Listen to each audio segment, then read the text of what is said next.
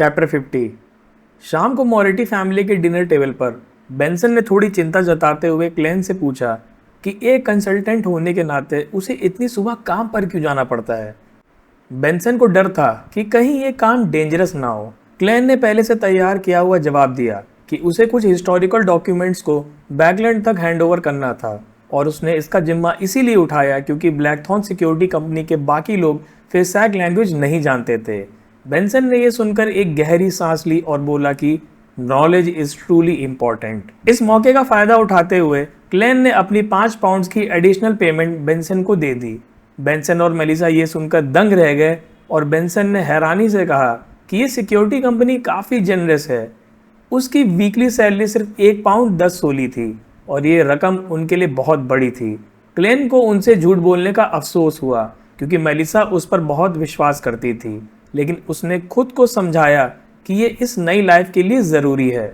Benson ने उस पैसों से अपने लिए अकाउंटेंसी की बुक्स खरीदने का प्लान बनाया ताकि वो अपने काम में बेहतर हो सके और उसकी सैलरी डबल हो जाए। क्लेन ने भी उसे अपनी ग्रामर बुक्स पढ़ने का सुझाव दिया, ये सोचकर कि ये आगे चलकर काम आएगा। मेलिसा को भी अपने फ्रेंड सेलेना की बर्थडे पार्टी के लिए नई ड्रेस लेने पर राजी किया गया। शुरू में वो मना कर रही थी, लेकिन बेंसन ने उसको ये बोलकर कन्विंस कर लिया कि उसकी पुरानी ड्रेस पहनना ठीक नहीं होगा। तभी मेलिसा ने बताया कि उनकी पड़ोसी मिस शॉर्ड ने संडे को उनके घर आने के लिए एक कॉलिंग कार्ड भेजा है। बेंसन ने बताया कि मिसेस शॉर्ड का पति एक सीनियर सॉलिसिटर मतलब एक लॉयर है। इस पर बेंसन ने क्लेन और मेलिसा को मिडिल क्लास के सोशल कस्टम्स के बारे में समझाया। उसने बताया कि मैगजीन्स के जरिए ये क्लास अरिस्टोक्रेट्स की तरह बिहेव करने की कोशिश करती है और इसी वजह से फॉर्मल कॉल्स और मॉर्निंग कॉल जैसे रिवाज शुरू हुए हैं। बेंसन ने हंसते हुए बताया कि मॉर्निंग कॉल दरअसल आफ्टरनून में 2 से 6 बजे के बीच होती है। क्लेन ने उन्हें उस विजिट के लिए अच्छी कॉफ़ी, चाय और पेस्ट्रीज खरीदने को कहा। अगली सुबह संडे को क्लेन ने सुबह जल्दी उठकर ब्लैकथॉर्न सिक्योरिटी कंपनी जाने का फैसला किया। वहाँ उसने रोज़ैन और नाइट हॉक मेंबर रॉयल रेडीन को ग्रीट किया। रॉयल काफ़ी ठंडी और रिवर्स लेडी थी। जब क्लेन उसके पास से गुजरने लगा तभी वो रुकी और बिना पीछे देखे एक अजीब वार्निंग दी, ritualistic magic is a very dangerous thing. Klein ये सुनकर हैरान रह गया और उसने बस थैंक यू कहकर उसकी बात का रिप्लाई दिया। थोड़ी देर बाद क्लेन की मुलाकात नील से हुई जो ब्रेट के साथ आर्मरी में था। नील ने बताया कि वो क्लेन को रिचुअलिस्टिक मैजिक सिखाने के लिए उसे अपने घर ले जाएगा क्योंकि ऑफिस में इसकी प्रैक्टिस करने के लिए जगह नहीं थी।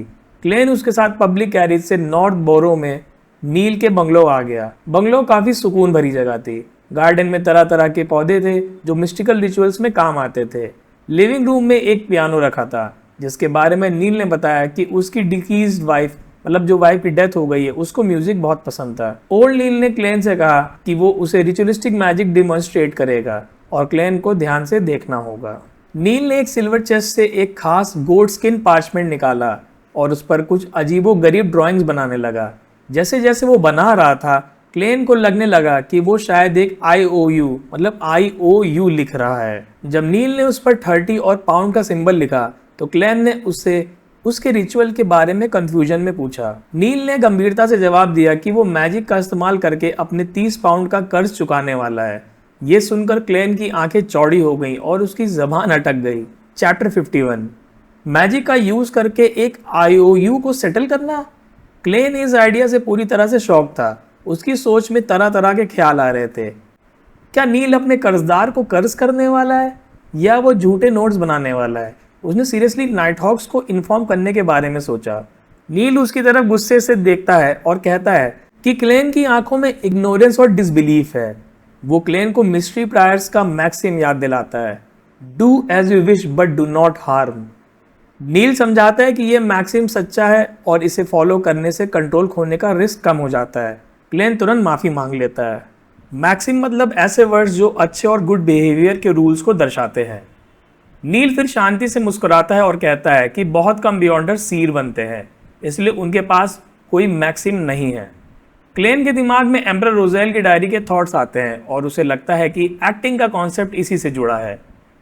नील राउंड टेबल को साफ करता है और उस पर 2 कैंडल्स रखता है, एक क्रिम्सन रेड और एक ब्लैक। वो एक्सप्लेन करता है कि बियॉन्डर्स के लिए टाइम और डेट इतना इंपॉर्टेंट नहीं होता, उनकी स्पिरिचुअल परसेप्शन ही काफ़ी होती है। लेकिन अगर उनको रिचुअल पर पूरा कॉन्फिडेंस ना हो तो सही टाइम चूज करना बेहतर है। वो क्लेन को बहुत गंभीरता से वार्न करता है, लो सीक्वेंस बियॉन्डर्स इतने पावरफुल नहीं होते, इसलिए रिचुअलिस्टिक मैजिक करते समय सिर्फ ऑर्थोडॉक्स डिविनिटीज जैसे गॉडेस से हेल्प मांगो। कभी भी अननोन या अनप्रेडिक्टेबल एंटिटीज से कम्युनिकेट करने की कोशिश मत करना। क्लेन ये सुनकर थोड़ा घबरा जाता है। उसने अपना लक इंचांटमेंट रिचुअल में एक अननोन एंटिटी से पावर ली थी, लेकिन उसके साथ कुछ बुरा नहीं हुआ था। इस डर को छिपाने के लिए वो जल्दी से टॉपिक चेंज कर देता है। नील फिर मिस्टिसिज्म के बारे में और डिटेल में बताता है। पहला, रेड कैंडल मून फ्लावर्स और डार्क रेड सैंडलवुड से बनी है और एक गॉडेस को as a lady of crimson represent करती है। दूसरा, ब्लैक कैंडल नाइट वनीला और स्लम्बर फ्लावर से बनी है और ये गॉडेस को as a mistress of repose and silence represent करती है। तीसरा, वो समझाता है कि हर चीज़ नंबर से जुड़ी है, जहाँ 0 अननोन, 1 क्रिएटर, 2 डिविनिटीज और 3 सब कुछ बनाता है। इसलिए 2 कैंडल्स गॉडेस को रिप्रेजेंट करती है और तीसरी कैंडल क्लेन को। फिर नील एक थर्ड ऑर्डिनरी कैंडल को रखता है जो उसको खुद को रिप्रेजेंट करती है। वो फुल मून एसेंस ऑयल, एक कॉल्ड्रॉन मतलब एक गहरी कढ़ाई, एक सिल्वर नाइफ, पानी और नमक जैसी बाकी चीज़ें भी ऑल्टर पर सेट करता है। ऑल्टर मतलब एक बड़ी ऊंची टेबल। नील IOU वाले पार्चमेंट को कॉल्ड्रॉन के नीचे रखता है। वो क्लेन को बताता है कि रिचुअल के लिए एक साफ स्पिरिचुअल एनवायरनमेंट बनाना ज़रूरी है। इसके लिए वो अपनी साइक का यूज़ करके तीनों कैंडल्स को जलाता है। फिर वो सिल्वर नाइफ को नमक और पानी से सैंक्टिफाई करता है और ऑल्टर के चारों तरफ घूमकर एक इनविजिबल वॉल बनाता है। सैंक्टिफाई मतलब किसी चीज़ को शुद्ध और पवित्र बनाना। अब असल रिचुअल शुरू होता है। नील एक खास क्विल मतलब चिड़िया के एक पंख से IOU पर एक क्रॉस का मार्क बनाता है, जिसका मतलब था कि कर्ज कैंसिल हो गया है। फिर वो हर्मीज लैंग्वेज में एक प्रेयर करता है। I pray for the power of the dark night. I pray for the power of the crimson. I pray for the goddess's loving grace. Please provide me with the funds to pay this IOU. Klein ये सब सुनकर पूरी तरह से हैरान हो जाता है। वो सोचता है कि क्या इतना सिंपल इनकांटेशन सच में काम कर सकता है। उसको लगता है कि कहीं गॉडेस गुस्से में कर्ज को और ज्यादा ना कर दे। इनकांटेशन खत्म होते ही कैंडल्स की रोशनी तेज हो जाती है। नील पार्चमेंट को उस कैंडल से जलाता है जो उसको रिप्रेजेंट करती थी और जली हुई राख को कॉल्ड्रॉन में फेंक देता है। कुछ देर बाद वो रिचुअल खत्म होने का साइन देता है और इनविजिबल वॉल को तोड़ देता है। इट्स डन, नील मुस्कुराते हुए कहता है। बस इतना ही? क्लेन हैरानी से पूछता है। IOU सेटल हो गया?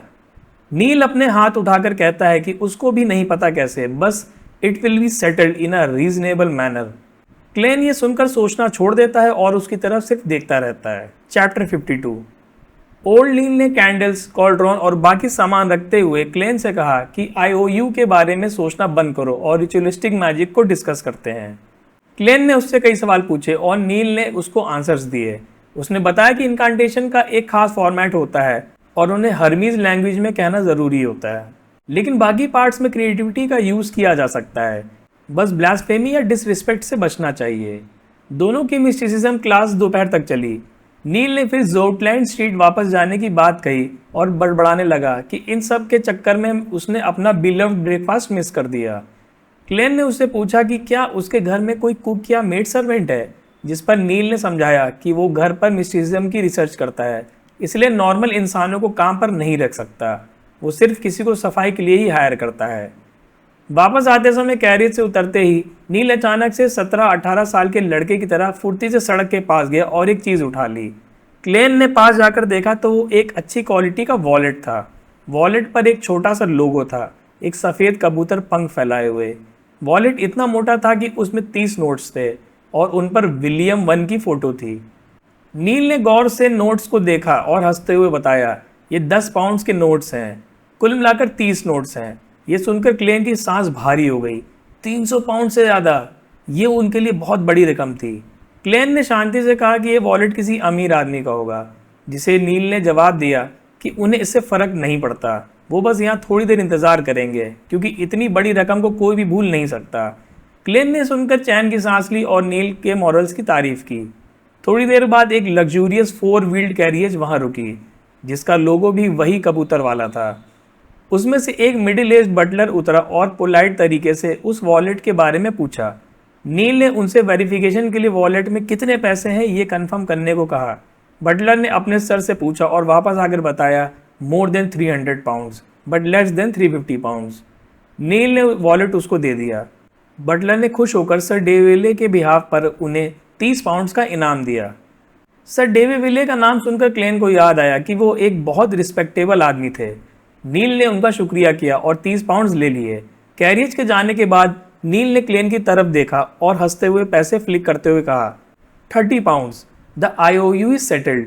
I said it will be settled in a reasonable manner. This is the power of magic. Holy fucking power of magic. That actually works. Klein पूरी तरह से शॉक था। एक बड़े से बॉल रूम में जहां रोशनी और शान शौकत का माहौल था, ऑड्रे हॉल अपनी नई स्पेक्टेटर पावर का यूज कर रही थी। उसने एक पेल वाइट ड्रेस पहनी थी जिसमें वो बहुत ही एलिगेंट लग रही थी। आमतौर पर वो बैंक्वेट्स का सेंटर होती थी, लेकिन आज वो सबसे अलग रहकर एक फ्रेंच विंडो के पास खड़ी थी और सबको ऑब्जर्व कर रही थी। उसने शैंपेन का एक घूंट लिया और भीड़ को देखने लगी।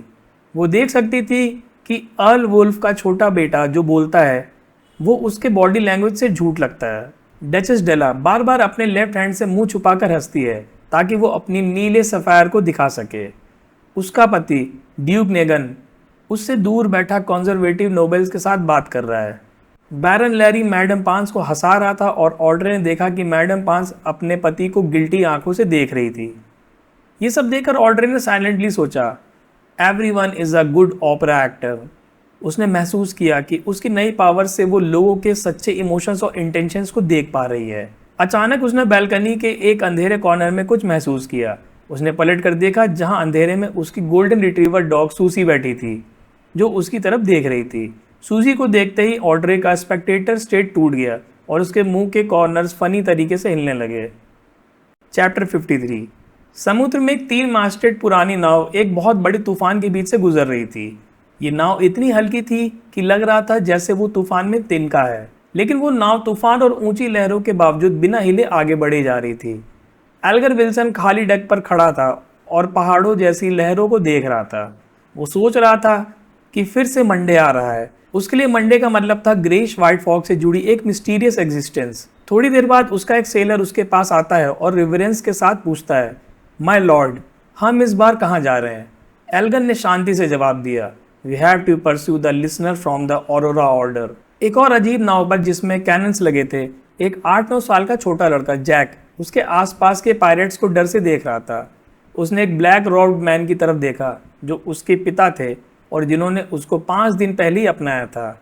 जैक ने धीरे से पूछा, फादर हम कहाँ जा रहे हैं?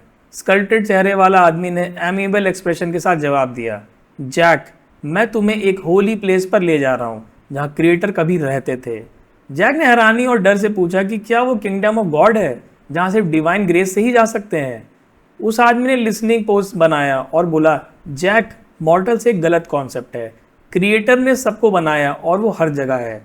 हर लिविंग बीइंग में गॉडहुड है और जब ये गॉडहुड एक लेवल पर पहुंच जाती है तो वो एंजल बन जाते हैं। सारे फेक गॉड सिर्फ पावरफुल एंजल्स हैं। देखो, मुझे क्रिएटर्स की टीचिंग सुनाई दे रही है। लाइफ सिर्फ एक टूर है। जब स्पिरिट पावरफुल और रेजिलिएंट हो जाती है तो हम अपनी गॉडहुड को ढूंढ सकते हैं और दूसरी गॉडहुड्स के साथ फ्यूज हो सकते हैं। लेकिन जैक को ये सब समझ नहीं आया। उसने अपने पिता से एक सवाल पूछा। मदर ने कहा था कि क्रिएटर ने इस दुनिया को बनाने के बाद सब में स्प्लिट हो गए, तो फिर उनका होली रेजिडेंस कैसे हो सकता है? ये सुनकर उस आदमी का चेहरा अजीब हो गया। वो अचानक घुटनों पर बैठ गया और दर्द से चिल्लाया, दे आर लाइंग। लंच के बाद क्लेन अपने ब्लैकथॉर्न सिक्योरिटी कंपनी में वापस आया। वहाँ उसको कैप्टन डन स्मिथ मिला। क्लेन ने उससे एंटीगनस फैमिलीज नोटबुक के बारे में पूछा। डन ने बताया कि नोटबुक रे बीवर के पास है, लेकिन वो गायब हो चुका है। इसके लिए उन्होंने हर जगह टेलीग्राम भेज दिए हैं और न्यूज़पेपर्स में भी रे की फोटो छपाने वाली है। डन ने यह भी बताया कि वो सील्ड आर्टिफैक्ट 2-049 को बैकलैंड डायोसीज मतलब एक ऐसा एरिया है जहाँ कई चर्चेज होते हैं और उनका एक बिशप होता है, वहाँ से ला रहे हैं, जो रे के बारे में कंफर्म करने में हेल्प करेगी। क्लेन को सील्ड आर्टिफैक्ट के बारे में और जानने की क्यूरियोसिटी थी, लेकिन उसने खुद को रोक लिया। डन ने क्लेन की सीर बनने की चॉइस पर भी सवाल उठाया और कहा कि वो इससे बेहतर जैसे कॉप्स कलेक्टर या मिस्ट्री प्रायर बन सकता था। क्लेन ने पहले से तैयार किया हुआ जवाब दिया। उसने कहा कि सीर एक सपोर्ट रोल है जिसमें डायरेक्ट लड़ाई से बचा जा सकता है और वो इंडेंजरस चीज़ों से डरता है, इसलिए उसने ये चूज़ किया। डन ने ये सुनकर मुस्कराया और कहा, ये एक बहुत रीजनेबल जवाब है। उसने क्लेन को टास्क दिया कि वो डिविनेशन क्लब जाकर क्लूज ढूंढे। जाते हुए डन ने उसे 3 बार रोका और इंस्ट्रक्शन दी। पहली शूटिंग स्किल्स को मेंटेन करने के लिए, फिर कॉम्बैट ट्रेनर के लिए, और फिर उसने कहा कि अब कुछ नहीं है। सारे काम खत्म करे क्लेन ने पहले शूटिंग प्रैक्टिस की और फिर डिविनेशन क्लब गया। वहाँ उसने एंजेलिका को मैगजीन पढ़ते हुए देखा। क्लेन ने मुस्कुराते हुए उसे गुड आफ्टरनून बोला। एंजेलिका ने बताया कि कल मिस्टर ग्लासिस आए थे और वो एक बड़ी बीमारी से ठीक हुए थे। क्लेन ने खुश होकर कहा कि ये अच्छी खबर है। तभी एंजेलिका ने धीरे से पूछा, मिस्टर ग्लासिस ने कहा कि आप एक very very very magical doctor हैं, क्या आप सच में हैं? ये सुनकर क्लेन पूरी तरह से हैरान हो गया। वो सोचने लगा, मैं डॉक्टर? ये उसने कैसे सोचा? चैप्टर 54। क्लेन का अजीब एक्सप्रेशन देखकर एंजेलिका को लगा कि वो शायद गलत थी, लेकिन उसने बताया कि ग्लेसिस ने कहा था कि क्लेन ने सिर्फ उनके फेसेस को देखकर उनके लंग्स की बीमारी का पता लगा लिया था। ये सुनकर क्लेन तुरंत समझ गया कि ग्लेसिस ने उसके डार्क ग्लैबुला मतलब आईब्रोज के बीच का पार्ट को गलत समझ लिया था। शुरू में तो क्लेन ने इसको इग्नोर करना चाहा, लेकिन पिछले दिन कोई भी कस्टमर ना मिलने की वजह से उसने सोचा कि ये एक अच्छा मौका है। उसने बताया कि ये एक तरह की डिविनेशन थी जिसे फेस रीडिंग कहते हैं, और इसके प्रिंसिपल्स पाम रीडिंग जैसे ही हैं। एंजेलिका को उस पर यकीन नहीं हुआ, इसलिए क्लेन ने अपनी क्रेडिबिलिटी बढ़ाने के लिए एक और चाल चली। उसने सोचते हुए अपनी ग्लैबुला को 2 बार टैप किया और स्पिरिट विजन एक्टिवेट कर लिया। उसने एंजेलिका की ऑरा और इमोशंस को देखा। सब कुछ नॉर्मल था, लेकिन उसके इमोशंस की गहराई में उसे एक डार्कनेस दिखी और वाइट कलर की कमी भी। उसने एंजेलिका से कहा कि उसको अपने दुख और दर्द को दिल में बंद नहीं रखना चाहिए। उसने उसे कहा कि एक्सरसाइज करे या एक ट्रैजिक प्ले देखकर उसको रोना और चिल्लाना चाहिए। ये सुनकर एंजेलिका स्टैचू की तरह खड़ी रह गई। उसने मुश्किल से थैंक यू कहा और वहाँ से चली गई। क्लेन ने उसे ऐसे बात की जैसे कुछ हुआ ही ना हो और मीटिंग रूम की तरफ चला गया। मीटिंग रूम काफ़ी बड़ा था और आज लगभग 50 मेंबर्स वहाँ थे।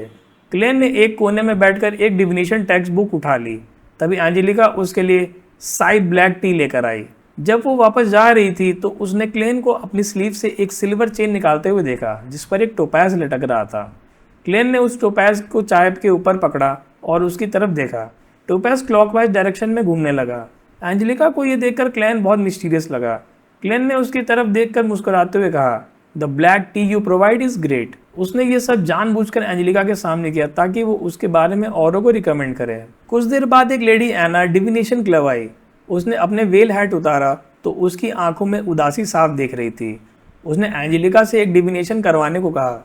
एंजेलिका जो अब क्लेन से बहुत इंप्रेस हो चुकी थी, उसने उसको एक एल्बम दी। जब एना ने उसे रिकमेंड करने को कहा तो एंजेलिका ने क्लेन मोरिटी का नाम लिया। एना ने थोड़ी चिंता से पूछा, मिस्टर मोरिटी अभी नए हैं, क्या उनकी डिविनेशन रिलायबल है? एंजेलिका ने कॉन्फिडेंस के साथ कहा, क्लेन एक बहुत ही आउटस्टैंडिंग फॉर्च्यून टेलर है। क्लेन को तुरंत टोपैज रूम में बुलाया गया। उसने एना को अंदर आते ही अपनी स्पिरिचुअल विजन से देखा। उसके स्टमक एरिया में एक डल येलो कलर था और उसके इमोशंस में बहुत ज़्यादा चिंता और टेंशन थी। एना ने क्लेन को बताया कि उसके फियांसे जो सदर्न कॉन्टिनेंट गए थे महीने भर पहले वापस आने वाले थे, लेकिन उनका शिप अल्फाल्फा अभी तक एनमथ हार्बर पर नहीं पहुंचा है।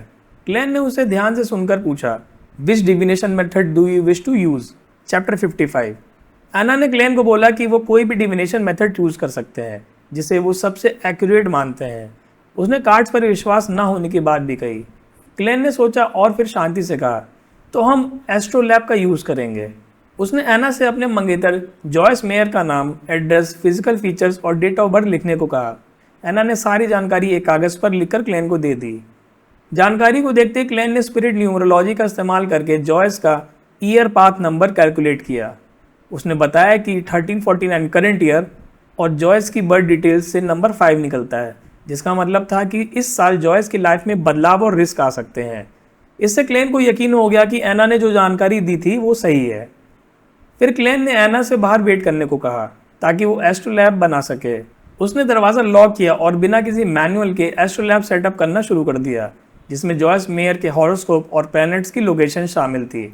उसने महसूस किया कि उसकी सीर एबिलिटीज़ की वजह से ये सब उसके लिए बहुत आसान हो गया है। एस्ट्रोलैब से पता चला कि जॉयस को किसी एक्सीडेंट का सामना करना पड़ा था, लेकिन वो जिंदा बच गया था। लेकिन क्लेन को अपनी रेपुटेशन बनाने के लिए और प्रिसाइज रिजल्ट्स चाहिए थे। क्लेन ने ड्रीम डिविनेशन करने का फैसला किया। उसने कागज़ पर जॉयस मेयर्स करंट सिचुएशन लिखा, उसे 7 बार रिपीट किया और कॉजिटेशन की स्टेट में चला गया। उसने अपने आप को एक गहरी नींद में जाने दिया। अपने सपने में उसने पहले जॉयस को खून के समुंदर में तैरते हुए देखा और फिर किसी तरह से ज़मीन पर आते हुए देखा। अगले सीन में उसने जॉयस को एक नीले घर में जाते हुए देखा जिसके दरवाजे पर एक टॉय विंडमिल लगा हुआ था। लेकिन तभी सपना बदल गया। क्लेन ने खुद को एक टूटी फूटे शानदार पैलेस में पाया जो एक माउंटेन पीक पर था। उसने एक बहुत बड़ा खाली पत्थर का थ्रोन देखा। अचानक उसे अपने पीछे किसी की नज़र महसूस हुई। जब उसने मुड़कर देखा तो उसे उस थ्रोन पर काउंटलेस ट्रांसपेरेंट मैगट्स दिखे। क्लेन घबरा गया और उसकी नींद टूट गई। वो परेशान था कि ये दूसरा सपना क्यों आया, और उसे याद आया कि एंटीगोनस फैमिलीज नोटबुक में हॉर्नेसिस माउंटेन रेंज में नेशन ऑफ द एवनाइट का जिक्र था। उन्हें सोचा कि शायद ये उस नोटबुक या उसके लक एन्चेंटमेंट रिचुअल का असर है। क्लेन ने खुद को शांत किया और एना के पास गया। उसने सीधे एना से पूछा, क्या आपके यहाँ मिस्टर मेयर के घर पर कोई टॉय विंडमिल है? एना हैरान रह गई क्योंकि ये ऐसी बात थी जो क्लेन को पता नहीं हो सकती थी। उसने बताया कि वो विंडमिल जॉयस ने उसे गिफ्ट किया था और वो उसके घर के दरवाजे पर रखा है। क्लेन ने उससे मुस्कुराते हुए बधाई दी और कहा, मिस्टर जॉयस मेयर अभी आपके घर पर हैं। वो एक बहुत मुश्किल जर्नी से गुजरे हैं, इसलिए उनसे सवाल मत पूछना, बस उनको कंसोलेशन और एक वार्म हग देना। एना को यकीन नहीं हुआ क्योंकि कोई भी फॉर्च्यून टेलर इतने कॉन्फिडेंस से नहीं बोलता था। लेकिन उसने क्लेन को एक 1 सोली नोट दिया और बिना चेंज का इंतजार किए दौड़कर क्लब से चली गई। एना एक 2 व्हील्ड कैरिज में जल्दी से अपने घर पहुंची। उसने दरवाजा खोला और अंदर जॉयस को देखा। जॉयस थोड़ा थका हुआ था लेकिन उसकी आंखों में खुशी थी। जॉयस ने कहा, मुझे लगा था कि मैं आज तुमसे नहीं मिल पाऊंगा। एना ने अपनी आंखें मलते हुए कहा, ओ एक्सॉल्टेड स्टीम, आप सच में वापस आ गए। वो उसकी तरफ दौड़ कर गई और उसे गले लगाकर रोने लगी। जो फॉर्च्यून टेलर ने कहा था वो सच हो गया था। दोनों ने एक दूसरे को गले लगाया और उनके घर के दरवाजे पर लगा टॉय विंडमिल धीरे धीरे घूम रहा था, जैसे उनकी सारी मुश्किलों को दूर कर रहा हो। चैप्टर 56। एना और जॉयस लिविंग रूम में अपने पेरेंट्स के बीच में बैठे थे। जॉयस ने शुक्र करते हुए कहा कि वो एना से दोबारा मिलकर बहुत खुश है। एना ने चिंता से पूछा कि क्या हुआ था। जॉयस ने बताया कि उनका शिप अल्फाल्फा जब सीजर पियर से निकला तो उस पर king of the 5 seas Nest नाम के पायरेट ने हमला कर दिया। एना के पिता मिस्टर वेन ने चिंता से पूछा, king of the 5 seas Nest? Joyce ने बताया कि नेस्ट सोलोमन एम्पायर का डिसेंडेंट होने का दावा करता है, इसलिए वो कैप्टिव्स को मारता नहीं। पायरेट्स ने उन्हें लूट लिया लेकिन जिंदा छोड़ दिया। जॉयस ने कांपते हुए बताया कि उनकी मुश्किल यहाँ खत्म नहीं हुई। जॉयस ने आगे बताया कि पायरेट्स के जाने के बाद अल्फाल्फा के पैसेंजर्स और क्रू के बीच में बहस शुरू हो गई, तो जल्दी ही खूनी झगड़े में बदल गई। उन्होंने तलवारें और रिवॉल्वर्स निकालकर एक दूसरे को मारना शुरू कर दिया। चारों तरफ खून ही खून था और लोग एक एक कर मर रहे थे। जॉयस ने कहा कि वो और कुछ और लोग जो इंसानियत से नहीं गिरे थे, उनके पास भागने की कोई जगह नहीं थी। तभी एक हीरो कैप्टन ट्रिस ने उन्हें बचाया। उन्होंने उन्हें शिप के नीचे कील में छुपा दिया और वहां पर जमा किए हुए खाने और पानी पर वो जिंदा रहे जब तक कि वो पागल लोग थक नहीं गए। फिर ट्रिस ने उन्हें उनसे लड़ने के लिए मोटिवेट किया।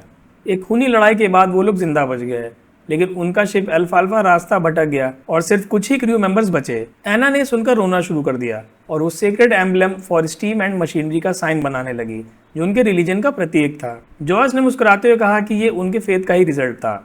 उन्होंने बताया कि जब वो एनमथ हार्बर पहुंचे तो पुलिस ने उन्हें पकड़ लिया और सबसे अलग अलग पूछताछ की, इसलिए वो लोग अपने घर टेलीग्राम नहीं भेज पाए।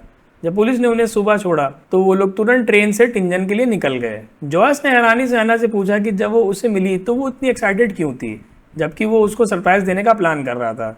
एना ने बताया कि वो उसके लिए चिंतित थी, इसलिए वो टिंजन सिटी के डिविनेशन क्लब में गई थी। एक सीट ने उसको बताया था, your fiance has return, he is in the house with a windmill. Joyce और एना के पेरेंट्स ये सुनकर बिल्कुल शॉक थे। जॉयस को यकीन नहीं हो रहा था और वो पूछने लगा कि क्या वो सीयर उसे जानता था या उसको कोई टेलीग्राम मिला था या उसको पुलिस से कोई जानकारी मिली थी। एना के पिता मिस्टर वेन ने आखिर में कहा कि शायद एक अच्छे सीयर को बहुत सारी जानकारी कंट्रोल करनी पड़ती है। जॉयस ने उस सीयर का नाम पूछा और एना ने बताया क्लेन मोरिटी। डिविनेशन क्लब में क्लेन ने देखा कि एना शॉकिंग एक्सप्रेशन में चली गई है।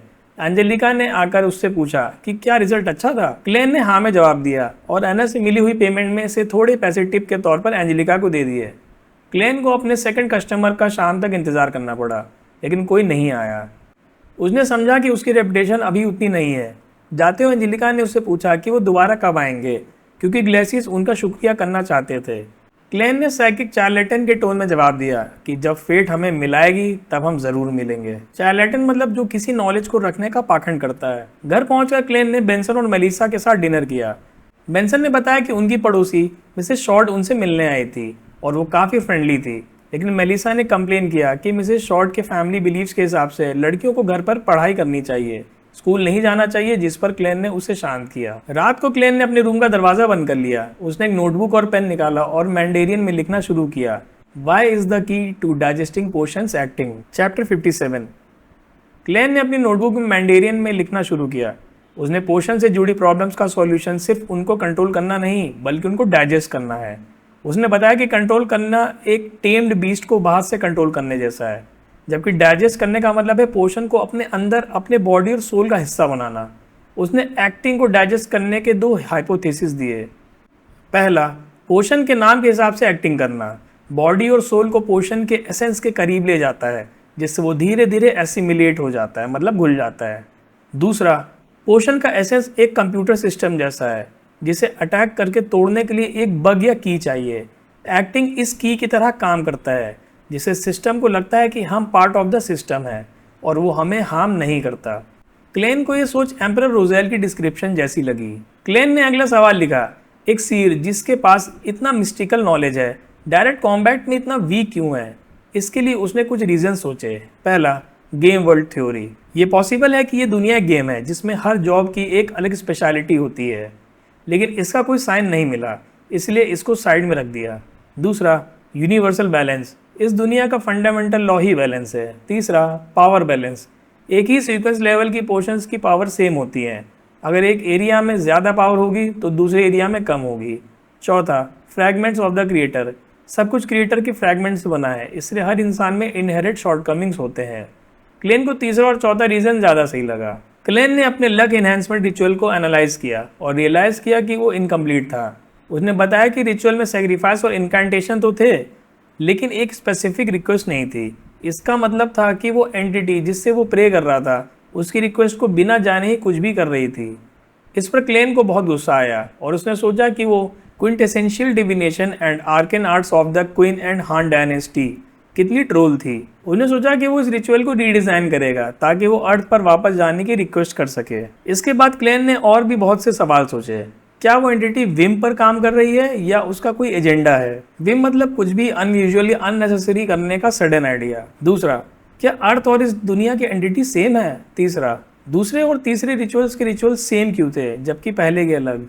चौथा, वो एंटिटी कौन है और क्या वो deep in the world of fog में रहती है? क्लेन ने और भी सवाल लिखे।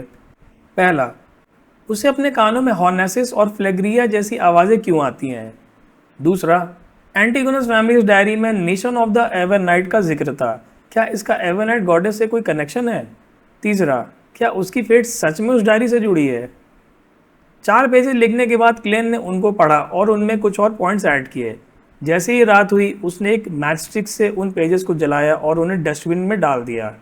उसने ऐसा इसलिए किया ताकि कोई ये ना जान पाए कि उसको चाइनीज़ आती है और ताकि वो मिस्टीरियस एंटिटी उसकी सोच को डिसाइफर ना कर पाए। उसने डिसाइड किया कि वो हर हफ्ते एक समरी लिखेगा और उसे जला देगा।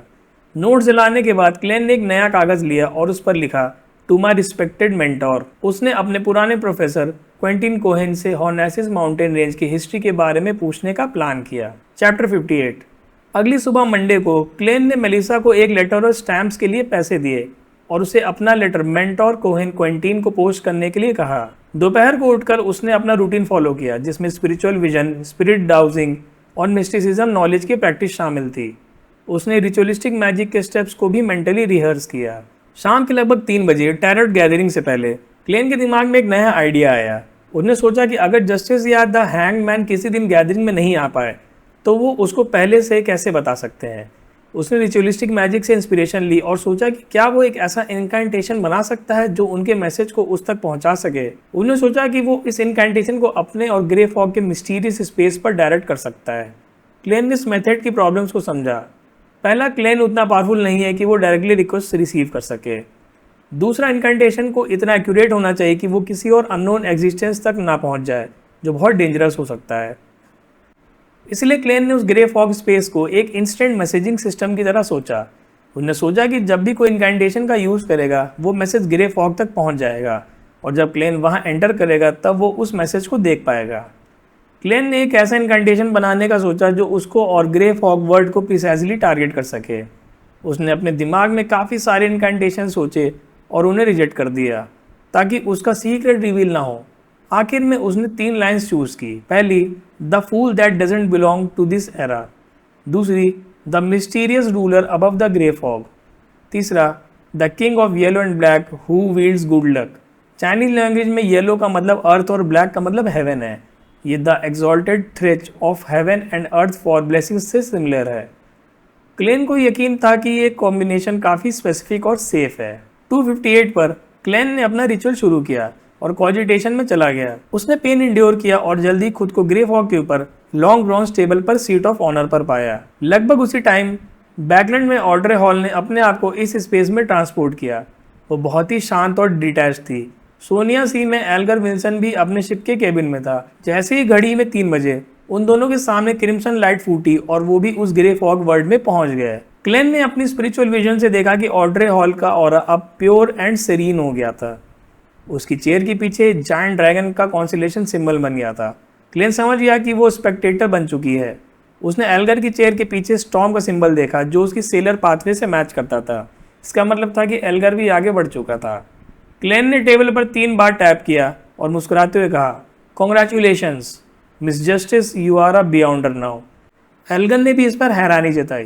क्लेन ने इस टॉपिक को ज़्यादा ना बढ़ाते हुए उनसे सीधा सवाल पूछा, लेडी सर, क्या आपको रोज़ेल की डायरी के बारे में कोई जानकारी मिली है? चैप्टर 59। द फूल मतलब क्लेन के पहुंचने पर द हैंगमैन एल्गर ने बताया कि उन्हें एम्परर रोज़ेल की डायरी के 2 पेजेस मिले हैं, जबकि मिस जस्टिस ऑड्रे को 1 पेज मिला है। तीनों ने अपने याद किए हुए डायरी के कंटेंट्स को पार्चमेंट पर लिखा। क्लेन ने उन पेजेस को पढ़ा। रोज़ेल की डायरी में लिखा था, पहला, वो इंटिस किंगडम में पैदा हुए थे और उन्होंने वो याद शुरू की। दूसरा, रोज़ेल ने अपने क्रू से मजाक किया कि उनका ट्रेजर फॉग सी में है। तीसरा, उन्होंने एक अजीब आइलैंड डिस्कवर किया जहां एक्स्ट्रा ऑर्डिनरी क्रीचर्स थे। चौथा, उन्होंने अपनी लाइफ में एक बार एक फोर्स मैरिज से बचने की कोशिश की, लेकिन जब उन्होंने लड़की मैटिल्डा को देखा तो वो उन्हें पसंद आ गई। पांचवा, church of the God of craftsmanship ने रोज़ेल को 2 पाथवेज के बीच में चूज करने को कहा, सेवेंट और मिस्ट्री प्रायर। सेवेंट एक कंप्लीट पाथवे थी जबकि मिस्ट्री प्रायर अधूरी थी। रोज़ेल ने सेवेंट को चूज किया। छठा, सेवेंट पोर्शन से उन्हें साइंस, फिजिक्स और केमिस्ट्री का नॉलेज और भी ज़्यादा गहराई से याद आ गया। सातवां, जब रोज़ेल एक सेवेंट की तरह एक्ट करते थे तो उन्हें पागल करने वाली आवाज़ें कम सुनाई देती थीं। इससे उन्हें लगा कि शायद एक्टिंग ही पोशंस के साइड इफ़ेक्ट्स को डाइजेस्ट करने का एक तरीका है। डायरी पढ़ने के बाद क्लेन को यकीन हो गया कि उसकी एक्टिंग के बारे में सोची हुई थ्योरी सही थी। ऑड्रे ने क्लेन से एक्टिंग का मतलब पूछा। क्लेन ने एक्टिंग को समझाने के लिए एक कैसल का एग्जाम्पल दिया। पहला, पोशन की पावर एक सुरक्षित कैसल की तरह है जिसके अंदर रेमनेंट साइक है। रेमनेंट मतलब किसी चीज़ का बचा हुआ हिस्सा। दूसरा, इस कैसल पर सीधे अटैक करना बहुत रिस्की है। तीसरा, लेकिन अगर हम इनविटेशन मतलब पोशन का नाम का यूज़ करके गेस्ट की तरह एक्टिंग करेंगे तो हम गार्ड्स को धोखा देकर कैसल में घुस सकते हैं और अंदर के दुश्मनों को आसानी से हरा सकते हैं। एल्गर को ये एनालॉजी समझ में आ गई। ऑड्रे इस एक्सप्लेनेशन से बहुत खुश थी और उसने क्लेन की तारीफ की कि ये मेथड उनके टाइटल द फूल के साथ बिल्कुल सही जाता है। ऑड्रे ने इस वैल्यूएबल इन्फॉर्मेशन के लिए क्लेन को कुछ ऑफर करना चाहा। क्लेन ने बदले में रोज़ेल की डायरी के और पेजेस या एंटीगनस फैमिली से रिलेटेड कोई भी जानकारी मांगी। इस पर एल्गर विल्सन ने तुरंत कहा कि वो उसे अभी इसकी पेमेंट दे सकता है। द हैंगमैन एल्गर ने द फूल क्लेन को एंटीगनस फैमिली के बारे में जानकारी देते हुए बताया कि ये एक बहुत एंशिएंट फैमिली है जिनका कनेक्शन कैटेक्लिज्म इपॉक और एक सेकंड ब्लास्फेमी स्लेट से है। ये सुनकर क्लेन शॉक्ड हो गया क्योंकि उसे सिर्फ एक ब्लास्फेमी स्लेट के बारे में पता था, लेकिन उसने अपनी पोजीशन के हिसाब से शांति बनाए रखी। ऑड्रे जो कि जस्टिस ने अपनी इग्नोरेंस को छुपाते हुए उन्हें पूछा कि सेकंड ब्लास्फेमी स्लेट क्या है। एल्गर ने बताया कि पहला ब्लास्फेमी स्लेट डार्क इपॉक में मिला था और दूसरा कैटेक्लिज्म इपॉक के एंड में। उसने ये भी कंफर्म किया कि एम्परर रोज़ेल ने जो ब्लास्फेमी स्लेट देखा वो दूसरा वाला था। एल्गर ने आगे बताया कि एंटीगोनस फैमिली शुरू में तो आम थी, लेकिन टूडोर एम्पायर के दौरान वो बहुत पावरफुल हो गई। वॉर ऑफ द 4 एम्परर्स के बाद उन्हें चर्च ऑफ एवरनाइट ने खत्म कर दिया, लेकिन क्लेन को ये सुनकर लगा कि शायद उसके सपने और ये सब इसी से जुड़े हुए हैं। एल्गर ने एंटीगोनस फैमिली को डिस्क्राइब करने के लिए स्ट्रेंज और टेरिफाइंग वर्ड्स का यूज किया जो क्लेन को बिल्कुल सही लगे। ऑड्रे ने अगला सवाल पूछा कि उसके स्पेक्टेटर पाथवे में नेक्स्ट पोर्शन का नाम क्या है। एल्गर ने कहा कि वो इसका जवाब फ्री में देगा क्योंकि उसी ने ऑड्रे को इस रास्ते पर लाया था। उसने बताया कि नेक्स्ट पोर्शन सीक्वेंस 8 टेलीपैथिस्ट है। और सीक्रेट 7 का नाम है साइकियाट्रिस्ट। ये इन्फॉर्मेशन उसने एक साइकोलॉजी एल्केमिस्ट के एक मेंबर से ली थी, जिसे उसने बाद में खुद अपने हाथों से डुबा दिया। ऑड्रे उसकी इसी बात से थोड़ा कंफ्यूज हो गई। इसके बाद ऑड्रे ने एक अजीब सवाल पूछा, अगर कोई नॉर्मल जानवर सीक्वेंस 9 पोशन पी ले तो क्या होगा? क्लेन ने स्पिरिट विजन से देखा कि ऑड्रे बहुत नर्वस और अशेम्ड थी, और उसने सोचा कि शायद ऑड्रे ने ऐसा कुछ कर दिया है। एल्गन ने सीरियस जवाब दिया कि जानवर या तो तुरंत मर जाएगा या मॉन्स्टर बन जाएगा। अगर वो बच गया तो वो एक एक्स्ट्रा ऑर्डिनरी क्रीचर बन जाएगा। क्लेन ने कहा कि उसके पास उनके लिए एक रिक्वेस्ट है जो उनके फ़ायदे के लिए है। उसने बताया कि वो उनके लिए एक रिचुअलिस्टिक मैजिक का एक्सपेरिमेंट करना चाहता है, जिससे वो बिना आए भी लीव ऑफ एब्सेंस की रिक्वेस्ट भेज सकते हैं। क्लेन ने उन्हें रिचुअल के स्टेप समझाए, जिसमें 4 अलग अलग तरह के खाने जैसे व्हाइट ब्रेड, फेना पॉटन नूडल्स, पाएला, देसी पाई और सैंडलवुड कैंडल्स का यूज करना था। ये रिचुअल क्लेन के लक एनहांसमेंट रिचुअल का ही एक मॉडिफाइड वर्जन था। आखिर में ऑड्रे ने इनकैंटेशन के बारे में पूछा। क्लेन ने हर्मीज लैंग्वेज में उनको इनकैंटेशन बताया। The fool that doesn't belong to this era, you are the mysterious ruler above the grey fog, you are the king of yellow and black who wields good luck. Chapter 61। Audrey और Alger दोनों the Fool मतलब Klein के दिए गए इनकैंटेशन को सुनकर हैरान रह गए। उन्हें लगा कि ये डिस्क्रिप्शन जो आमतौर पर गॉड्स के लिए यूज होती है, इसका मतलब है कि मिस्टर फूल एक बहुत पावरफुल गॉड लाइक एग्जिस्टेंस है। एल्गर ने सोचा कि वो कितना लकी था कि उसने कभी द फूल को क्रॉस नहीं किया। ऑड्रे भी हैरान थी कि क्या मिस्टर फूल वही मिस्टीरियस एंटिटी है जिसके बारे में ग्लैंड ने बताया था। क्लेन ने उनके एक्सप्रेशंस पर ध्यान दिए बिना पूरा रिचुअल का एक्सप्लेन किया। उसने उन्हें मून फ्लावर, फिंगर्ड सिट्रॉन और अलग अलग हर्ब्स और उनके इनकैंटेशंस के बारे में बताया।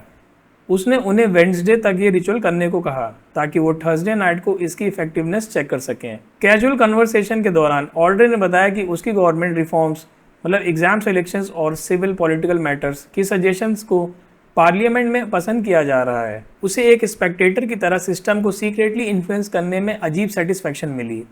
एल्गन ने बताया कि हाल ही में सीक्रेट ऑर्गेनाइजेशंस की एक्टिविटीज़ बहुत बढ़ गई हैं। इस पर क्लेन ने वेग टोन में कहा, an ancient power is about to wake from its slumber. ये सुनकर एल्गन ने कुछ सोचा। गैदरिंग खत्म होने के बाद क्लेन ने अपने कनेक्शन को कट किया और दोनों मेंबर्स गायब हो गए। अकेला रहकर क्लेन ने अपनी चेयर के पीछे एक अजीब सिंबल देखा जो तारों से बना हुआ था। ये सिंबल प्यूपिललेस आइज मतलब कंसीलमेंट और कॉन्ट्रोटेड लाइंस मतलब चेंज का एक कॉम्बिनेशन था। क्लेन इसका मतलब नहीं समझ पाया। उन्हें सोचा कि उसने इस पैलेस का डिज़ाइन कभी इमेजिन नहीं किया था, तो फिर ये डिज़ाइन कहाँ से आया? क्या ये रियलिटी का रिफ्लेक्शन है या कुछ और? क्लेन ने पूरे पैलेस को एक्सप्लोर किया, लेकिन उसे कुछ भी स्ट्रेंज नहीं मिला।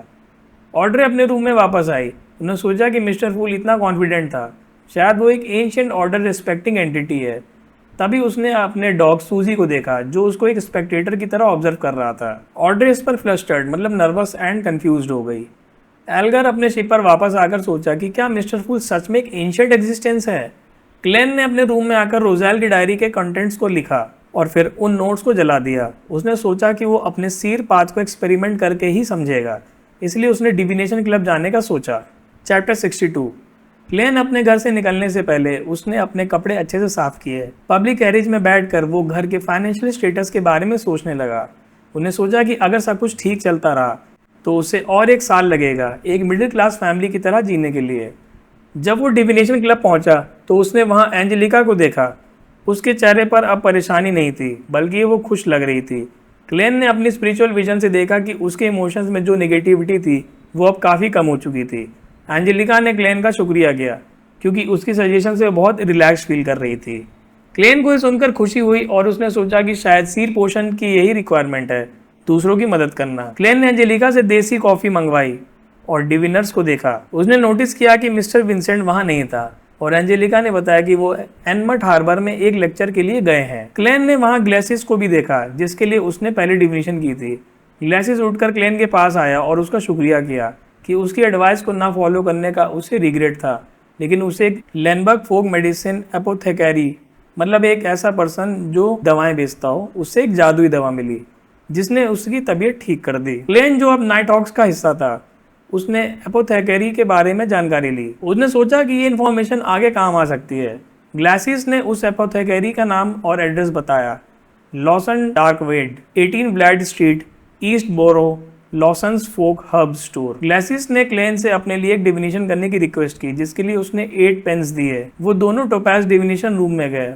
ग्लासिस ने बताया कि उसके पास एक इन्वेस्टमेंट अपॉर्चुनिटी है। मिस्टर लेनवस नाम के एक आदमी ने हॉर्नेसिस माउंटेन रेंज में एक बड़ा आयरन ओर माइन डिस्कवर किया है और वो उसके लिए पैसे इकट्ठा कर रहा है। ग्लासिस ने पहले भी टैरोट कार्ड से डिविनेशन की थी, जिसका रिजल्ट पॉजिटिव था, इसीलिए वो अपने इन्वेस्टमेंट को लेकर कॉन्फिडेंट था। क्लेन ने एस्ट्रोलैब डिविनेशन करने के लिए सभी जानकारी इकट्ठा की। उसने एक न्यूज़पेपर में पढ़ा था कि शेयर्स और फाइनेंशियल प्रोडक्ट्स का सिस्टम एम्परर रोज़ेल ने शुरू किया था। उसने ग्लासिस को वार्न किया कि लैनेवस की इन्वेस्टमेंट रिपोर्ट पर गवर्नमेंट स्टैंप और फोटोज से कुछ नहीं होता। डिविनेशन करने के बाद क्लेन ने ग्लासिस को बताया, you should be able to tell that this will be a very unsuccessful endeavour. Below the flourishing surface is a cliff, a chasm. Glacis चुप हो गया और उसने कहा कि वो वापस जाकर सोच विचार करेगा। क्लेन ने एक सीर की हेल्पलेसनेस को महसूस किया कि वो सिर्फ सजेशंस दे सकते हैं, डिसीजंस नहीं ले सकते। जब क्लेन रूम से बाहर निकला तो एंजेलिका ने बताया कि एक नया कस्टमर उसकी डिविनेशन चाहता है और उसने एल्बम से कोई डिविनर नहीं चुना है। इस पर क्लेन को हैरानी हुई कि क्या उसकी रेपुटेशन अब फैलने लगी है। चैप्टर 63। क्लेन ने डिविनेशन क्लब में अगले क्लाइंट से मिलते हुए उसे पहचान लिया। वो एना का फियांसे जॉयस मेयर था, जिसे उसने ड्रीम डिविनेशन में देखा था। जॉयस ने क्लेन का शुक्रिया किया उसकी एडवाइस के लिए। क्लेन ने उसे बताया कि वो सब उसकी अपनी हिम्मत और उम्मीद की वजह से हुआ। जॉयस ने क्लेन से अपने लिए ड्रीम इंटरप्रिटेशन करने को कहा। क्लेन ने अपनी स्पिरिट विजन एक्टिवेट की और देखा कि जॉयस की हेल्थ तो ठीक थी, लेकिन उसके इमोशंस डार्क ब्लू थे, जिससे उसकी घबराहट साफ झलक रही थी। जॉयस ने बताया कि जब से वो अल्फाल्फा शिप से एनमट हार्बर पहुंचा है, तब से उसको हर रात एक ही भयानक सपना आता है। सपने में वो अल्फाल्फा से डार्क रेड समुद्र में गिर रहा होता है। उसे ऊपर से एक अननोन आदमी पकड़ता है और वो खुद नीचे गिरते हुए योनिस किम नाम के एक पैसेंजर को पकड़ रखा होता है। योनिस के स्ट्रगल करने पर वो उसे छोड़ देता है और फिर ऊपर वाले आदमी भी उसे छोड़ देता है, जिससे वो तेजी से नीचे गिरने लगता है। क्लेन ने जॉयस को समझाया कि ये रीअकरिंग ड्रीम्स उसकी स्पिरिचुअलिटी और सबकॉन्शियस माइंड से मिले हुए रिविलेशंस हैं। उसने कहा कि जॉयस को शिप पर हुई ट्रेजेडी से गहरा ट्रॉमा लगा है। उसने जॉयस को बताया कि जब इंसान बहुत डरता है तो वो कुछ डिटेल्स को डिसरिगार्ड कर देता है, जो बाद में सबकॉन्शियस माइंड में रह जाती है। क्लेन ने जॉयस से पूछा कि क्या योनिस किम ने उससे कुछ रिक्वेस्ट किया था जिसे वो पूरा नहीं कर पाया था। जॉयस ने बताया कि योनिस किम एक बहुत बुरा आदमी था, जिसने शिप पर कई मर्डर और रेप किए थे। उसने जॉयस से उसे छोड़ने के लिए माफ़ी मांगी थी। क्लेन ने कहा कि अगर जॉयस को लगता है कि उसने योनिस को छोड़कर सही किया, तो उसे इस बात का पछतावा और दुख क्यों हो रहा है। इस पर जॉयस ने सोचा और कहा कि अल्फाल्फा पर जो भी हुआ वो बहुत ही एबनॉर्मल और अचानक से हुआ था। उसे लगा था कि हर किसी के दिल में छिपी बुराई एकदम से बाहर निकल आई थी। क्लेन को इस पर एक रिविलेशन मिली। उसने जॉयस से कहा कि उसके सपने का मतलब और भी गहरा है। क्लेन ने उसे बताया कि उसके सपने में जो आदमी उसको पकड़ता है और उसे छोड़ देता है, वो दरअसल एक बहुत सस्पिशियस व्यक्ति है। जॉयस उसे पहचान नहीं पाया क्योंकि वो उसके लिए एक पार्टनर जैसा था और उसने उसे बचाया भी था। जॉयस ये सुनकर शॉक हो गया। उसने अपने दिमाग पर जोर डाला और उस आदमी का नाम याद किया, मिस्टर ट्रेस। मिस्टर ट्रेस एक फ्रेंडली और शर्मिला लड़का था जो सर्वाइवर्स का हीरो बन गया था। जॉयस को अब सब कुछ समझ आ गया और उसने कहा कि अब उसे पुलिस स्टेशन जाना पड़ेगा। जॉयस ने क्लेन को एक 1 सोली का नोट दिया और शुक्रिया करके वहां से चला गया। क्लेन ने मन ही मन सोचा कि अल्फाल्फा पर जो भी हुआ वो बहुत एक्स्ट्राऑर्डिनरी था और अगर कैप्टन डेन वहां होता तो वो इस मिस्ट्री को समझ पाता। अगली सुबह बैकलैंड में ऑड्रे ने अपने डॉग सूजी को बुलाया और उसे सीरियसली कहा कि वो भी अब एक बियॉन्डर है। उसने सूजी को दरवाजे पर गार्ड करने बोला क्योंकि उसे एक रिचुअल करना था। सूजी ने अपनी मालकिन को देखा और अपनी पूंछ हिलाते हुए उसकी बात को सुना। चैप्टर 64।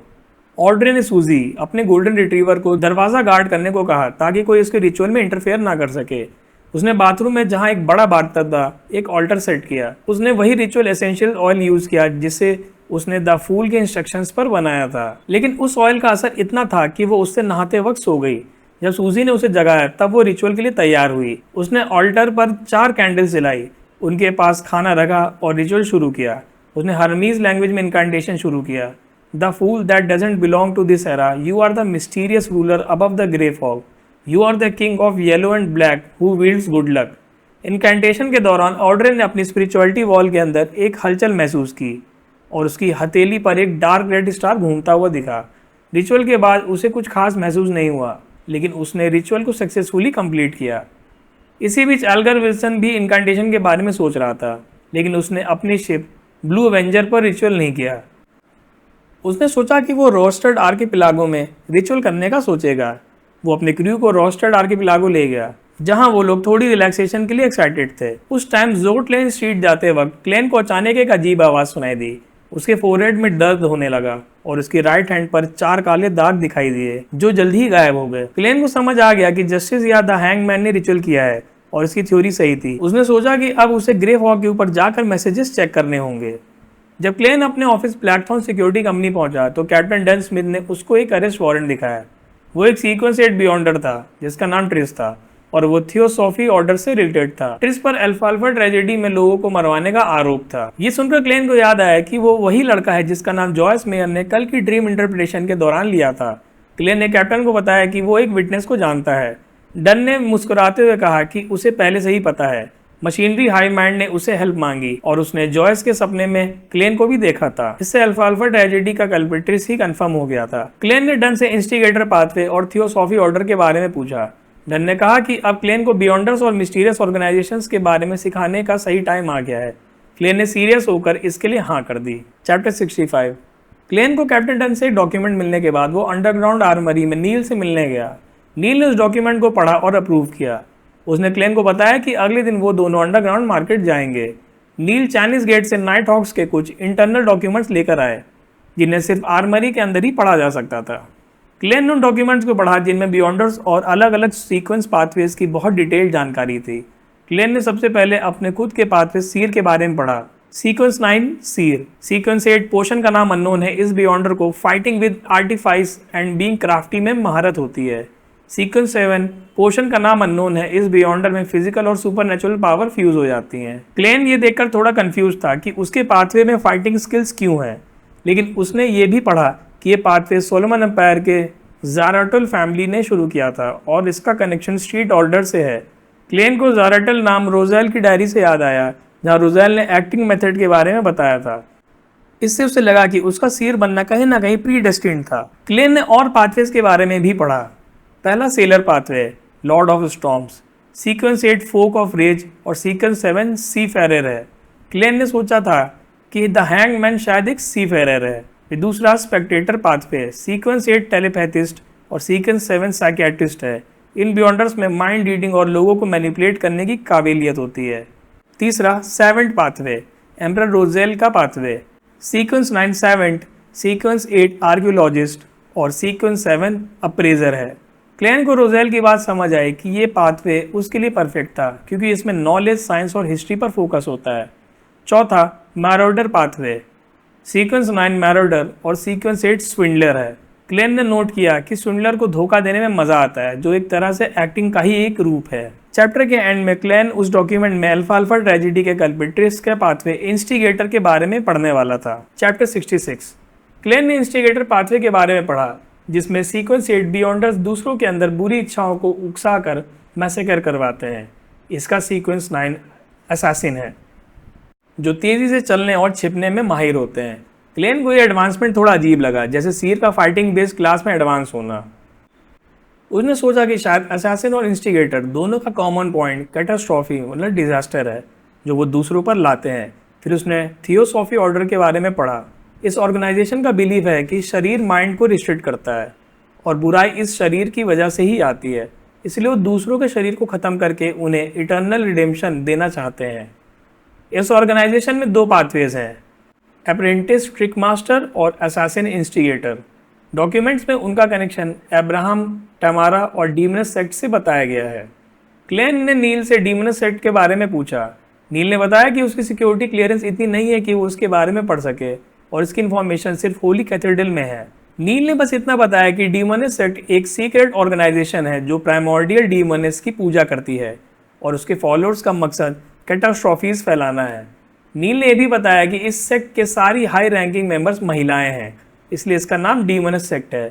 क्लैन ने सोचा कि ट्रिस का फ्यूचर मुश्किल लगता है क्योंकि आगे की पोर्शन शायद सिर्फ महिलाओं के लिए है। डॉक्यूमेंट्स पढ़ने के बाद क्लेन ने सीक्रेट ऑर्गेनाइजेशंस को 3 कैटेगरीज में कैटेगराइज किया। पहला, 4th इपॉक की ancient organizations, Moses, ascetic order और सीक्रेट ऑर्डर।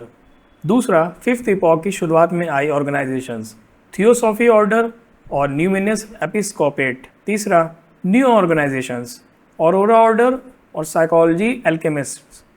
क्लैन को ये सब देखकर दुनिया की हिडन डेंजर्स का एहसास हुआ। उसने सोचा कि उसकी टेरर क्लब लिस्ट में ना हो। उसने ट्रिस का पता लगाने के लिए डिविनेशन करने का सोचा, लेकिन उसने ये आइडिया छोड़ दिया क्योंकि उसके पास सफिशिएंट इन्फॉर्मेशन नहीं थी। दिन भर स्टडी और रिवीजन के बाद क्लेन ने घर जाते समय बेंसन के लिए एनमथ बियर और मेलिसा के लिए लेमन केक्स खरीदे। उसने उन्हें बताया कि ये उसकी एक्स्ट्रा इनकम से है।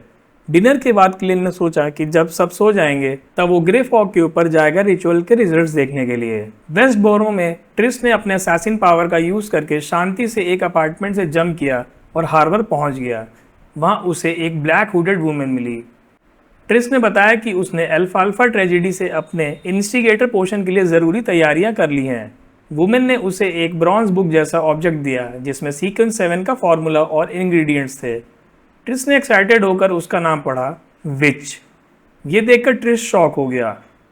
उस मिस्टीरियस वुमेन ने हंसकर बताया कि उनके अपर एक्लॉन्स मतलब रैंक्स में सब महिलाएं क्यों हैं, क्योंकि इस पाथवे में आगे चलकर विच बनना पड़ता है। चैप्टर 67। जब पूरा टेंजन सिटी सो रहा था, क्लेन अपने कमरे में अकेला था। उन्होंने सिल्वर नाइफ और कॉजिटेशन का इस्तेमाल करके अपने कमरे को सील कर दिया ताकि कोई उनकी मूवमेंट से डिस्टर्ब ना हो। फिर उसने अर्थ से सीखे हुए इनकांडेशन का जाप करते हुए 4 कदम उल्टा घूमा और ग्रे फॉग की दुनिया में एंटर कर गया। वहां उसे जस्टिस ऑड्रे के स्टार में एक पल्सेटिंग इफेक्ट दिखा। जैसे ही उसने अपनी स्पिरिचुअलिटी को उस स्टार तक पहुंचाया, उसे प्रेयर्स की आवाज सुनाई दी। ऑड्रे द फूल से अ गुड ड्रीम की प्रेयर कर रही थी। इस दौरान क्लेन को एक ब्लरी इमेज भी दिखी जिसमें एक सफेद रोब पहनी हुई एक लड़की थी। इससे उसे कंफर्म हो गया कि उसका बनाया गया रिचुअल काम कर गया है। क्लेन ने एक रिस्पॉन्स भेजने की कोशिश की, I am aware. Audrey hall ने अपने सपने में एक अजीब फिगर और आई एम अवेयर की आवाज़ सुनी। उन्हें तुरंत स्पेक्टेटर स्टेट में आकर एनालाइज किया कि ये उसकी सुबह की प्रेयर का जवाब था। उसने सोचा कि अगर मिस्टर फूल एक गॉड नहीं भी हैं तो वो उसके बहुत करीब हैं। उसने आगे के प्लान्स बनाए, जैसे साइकोलॉजी एल्केमिस्ट को ढूंढना और टेलीपैथिस पोशन का फॉर्मूला लेना। थोड़ी देर बाद क्लेन को हैंगमैन एल्गर के स्टार में भी पल्स दिखा। उसने उस स्टार को टच किया और एल्गर की प्रेयर्स को सुना, जिसमें वो भी I pray for you help बोल रहा था। क्लेन ने देखा कि एल्गर ने रिचुअल किया, लेकिन कोई जवाब ना मिलने पर उसने रिचुअल को ख़त्म कर दिया। उसकी बॉडी पर पानी से रिलेटेड एक स्पेल का असर भी दिखा, जिससे क्लेन को लगा कि वो सीफेरर है। क्लेन ने तुरंत उसे भी आई एम अवेयर का रिस्पॉन्स भेजा। एल्गर विल्सन, जो रॉस्टेड आर्किपेलागो के एक होटल में था, अपने रिचुअल से डिसअपॉइंटेड था। जैसे ही वो रिचुअल ख़त्म करके दरवाज़ा खोलता है, उसे कॉरिडोर में ग्रे फॉग दिखाई देता है और उसमें एक फिगर बैठा हुआ दिखता है। उसे आई एम अवेयर की आवाज़ सुनाई दी। एल्गर के लिए एक शॉकिंग अनुभव था और वो इस पर गहरी सोच में डूब गया। क्लेन ने ग्रे फॉग की दुनिया से वापस आकर अपने कमरे का सील खोला। उसे इस बात की खुशी थी कि वो कोई भी आवाज़ किए बिना अपने कमरे में वापस आ गया था और बेंसन या मेलिसा को कुछ भी पता नहीं चला। उसने सोचा कि उनकी लक इन्हांसमेंट की टेक्निक कितनी अच्छी है। अगले दिन उसे नील के साथ अंडरग्राउंड मार्केट जाना था। चैप्टर 68। क्लेन बेंसन और मेलिसा को बताकर नील के साथ पब्लिक कैरिज से हार्बर की तरफ निकल गया। उसने अपने अच्छे कपड़े नहीं पहने क्योंकि उसे डर था कि कॉन्फ्लिक्ट हो सकता है और उसके कपड़े खराब हो सकते हैं। कैरिज से उतरते ही उसे एक बार के बाहर लाउड आवाज़ें सुनाई दी। क्लेन ने देखा कि सामने के वेयरहाउस के ऊपर एक आदमी स्टीम प्रेशर राइफल के साथ खड़ा है, जो कि मिलिट्री कंट्रोल्ड आइटम था। ये देखकर क्लेन और नील दोनों हैरान रह गए। उन्हें पता चला कि बार में कुछ देर पहले एक वांटेड क्रिमिनल को पहचाना गया था और यहाँ पर बहुत सारे आम लोग इकट्ठा हो गए थे। बार के बाउंसर ने बताया कि क्रिमिनल का नाम ट्रिस था और वो पकड़ा नहीं गया। क्लेन को समझ में आ गया कि इंस्टिगेटर ट्रिस यहाँ बियॉन्डर मटेरियल्स खरीदने आया होगा और किसी इन्फॉर्मर ने उसे पहचान लिया होगा। नील और क्लेन ने इविल ड्रैगन बार में एंट्री की। अंदर का माहौल बहुत ही भीड़ भाड़ वाला था। बीच में एक बॉक्सिंग रिंग था और लोग चिल्ला रहे थे। नील उन्हें इग्नोर करते हुए पीछे के बिलियर्ड रूम में चला गया, जहाँ एक सीक्रेट डोर था। उस डोर से गुजरते ही वो एक बड़े से हॉल में पहुंच गए, जहाँ एक अंडरग्राउंड मार्केट लगा हुआ था। नील ने बताया कि इस मार्केट का बॉस स्वैन है, जो एक पुराना मैंडेटेड पनिशर कैप्टन है। यहाँ के वेंडर्स को अपने प्रॉफिट का 5% स्वैन को देना पड़ता है। क्लेन ने पूछा कि क्या स्वैन एक सीफेरर है, तो नील ने बताया कि वो सिर्फ एक फोक ऑफ रेज है, क्योंकि वो कंट्रोल खो देने के डर से आगे नहीं बढ़ा। इसी बीच क्लेन ने एक अजीब सा फिनोमेना महसूस किया। उसकी स्पिरिचुअल परसेप्शन में एक हलचल हुई। उसने देखा कि एक पेल, पतला और हाफ इंसेन यंग लड़का एडम इसॉल उसकी तरफ आ रहा था। वो लगातार कुछ बर्बाद कर रहा था। एडमिसॉल ने क्लेन को देखकर हंसना शुरू कर दिया। हा हा हा, it's the smell of death death. लेकिन वो अपनी बात पूरी भी नहीं कर पाया और चीख कर ज़मीन पर गिर गया। नील ने ग्लेन को समझाया कि ये लड़का मॉन्स्टर निकनेम से जाना जाता है क्योंकि उसकी स्पिरिचुअल परसेप्शन बहुत हाई है। वो ऐसी चीज़ें देख सकता है जो उसे नहीं देखनी चाहिए और ऐसी आवाज़ें सुनता है जो उसे नहीं सुननी चाहिए। नील ने बताया कि इस लड़के के लिए बियॉन्डर पोशन है, उसका नाम ही मॉन्स्टर है और इसका पाथवे सिर्फ लाइफ स्कूल ऑफ थॉट के पास है। क्लेन को अपने बारे में स्मेल ऑफ डेथ सुनकर कुछ अजीब लगा। उन्हें सोचा कि शायद एडमिसॉल उसके पहले के मरने और फिर से जिंदा होने के सेंस कर पाया था। बातचीत खत्म होने के बाद क्लेन और नील अलग अलग स्टॉल्स पर घूमने लगे। क्लेन ने देखा कि वहाँ बहुत सारे प्लांट्स, मिनरल्स और एम्यूलेट्स बिक रहे हैं। जब क्लेन एक स्टॉल पर खड़ा था तभी उसने पीछे से किसी को स्पेक्टेटर पोशन का एक इंग्रेडिएंट के बारे में पूछते हुए सुना। Is this powder ground from cow teeth पैनॉल? क्लेन ने तुरंत उस तरफ मुड़कर उस व्यक्ति को देखा क्योंकि उसे जस्टिस के थ्रू पोशन के इंग्रेडिएंट्स अच्छे से याद हो गए थे। चैप्टर 69। क्लेन ने अंडरग्राउंड मार्केट में एक व्यक्ति को स्पेक्टेटर पोशन के इंग्रेडिएंट्स के बारे में पूछते हुए देखा। उस व्यक्ति ने काउ टीथ पैनॉल और व्हाइट एज्ड सनफ्लावर पेटल्स खरीदे। क्लेन को लगा कि वो स्पेक्टेटर पोशन बना रहा है, लेकिन उसने स्पिरिट विजन से देखा कि वो एक आम स्वस्थ इंसान है। इसके बाद क्लेन ने सेल्फ मेड एमुलेट्स बेचने वाले स्टॉल पर ध्यान दिया। उसने देखा कि यहाँ कुछ ऐसे एमुलेट्स थे जिसमें हल्की स्पिरिचुअल एनर्जी थी, लेकिन वो पूरी तरह से परफेक्ट नहीं थे। उन्हें सोचा कि वो अपने भाई बहन बेंसन और मेलिसा के लिए प्रोटेक्शन एमुलेट्स बनाएगा। उसने स्टॉल ओनर से 2 हाफ कंप्लीटेड सिल्वर एमुलेट्स खरीदे जिनमें अभी सिंबल्स और इनकैंटेशंस कार्व नहीं किए गए थे। क्लेन ने उन्हें 10 सोली 3 पेंस में खरीदा। जब क्लेन खरीदारी कर चुका था तभी एक टीनेज गर्ल उससे एमुलेट लेने के बारे में पूछने लगी। उसने बताया कि वो मिस्टिसिज्म में इंटरेस्टेड है और अपनी दोस्त के 16 बर्थडे के लिए एक एमुलेट खरीदना चाहती है।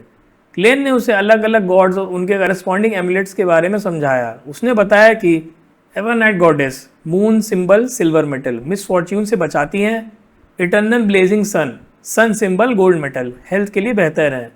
Earth mother, brown planet symbol lead metal, health के लिए भी अच्छी है। उसने उस लड़की को इटर्नल ब्लेजिंग सन वाला हेल्थ एमुलेट लेने का सुझाव दिया जिसमें उसने देखा था कि स्पिरिचुअल एनर्जी सही है। लड़की ने उसकी सलाह मानी और उस एमुलेट को खरीदने चली गई। क्लेन ने स्टॉल ओनर को इस पर एक अजीब नज़र के साथ देखा और फिर मार्केट से बाहर निकल गया। मार्केट से बाहर आकर क्लेन और नील ने पब्लिक कैरिज पकड़ी और अलग अलग हो गए। जब क्लेन अपने घर डेफोडिल स्ट्रीट पर पहुंचने वाला था तब उसने कैरिज से उतरते हुए एक यंग लेडी को देखा। उस लेडी के चेहरे पर एक मीठी और जेंटल स्माइल थी, लेकिन उसकी बॉडी अननेचुरल तरीके से कांप रही थी। क्लेन को उसकी हालत पर चिंता हुई और उसने उससे पूछा कि क्या वो ठीक है। लड़की ने कहा कि वो बस बहुत थक गई है। क्लेन को जल्दी से कैरिज से उतरना पड़ा, लेकिन उसकी चिंता बनी रही। उसने स्पिरिट विजन एक्टिवेट किया ताकि वो उस लड़की की हालत को अच्छे से समझ सके और अगर ज़रूरत हो तो उसे हॉस्पिटल ले जा सके। चैप्टर 70। पब्लिक कैरेज में भीड़ होने की वजह से क्लेन उस मिस्टीरियस लेडी को देख नहीं पाया। घर लौटने पर उसने मेलिसा को एक नई ड्रेस में देखा जिसे उसने मिसेस रोशैल से सिलवाया था। मेलिसा ने बताया कि उसने ये ड्रेस इसीलिए सिलवाई क्योंकि वो सस्ती थी और मिसेस रोशैल की हेल्प हो जाती। क्लेन मेलिसा की इस बात पर मुस्कुराया और उसे छेड़ा भी। रात में बेंसन ने क्लेन को बताया कि एक पुलिस वाला ट्रिस के बारे में पूछने आया था। इससे क्लेन को कंफर्म हो गया कि इंस्टिगेटर ट्रिस उस एरिया से भाग गया था। क्लेन पूरी रात चिंता में था, लेकिन सुबह सब ठीक था।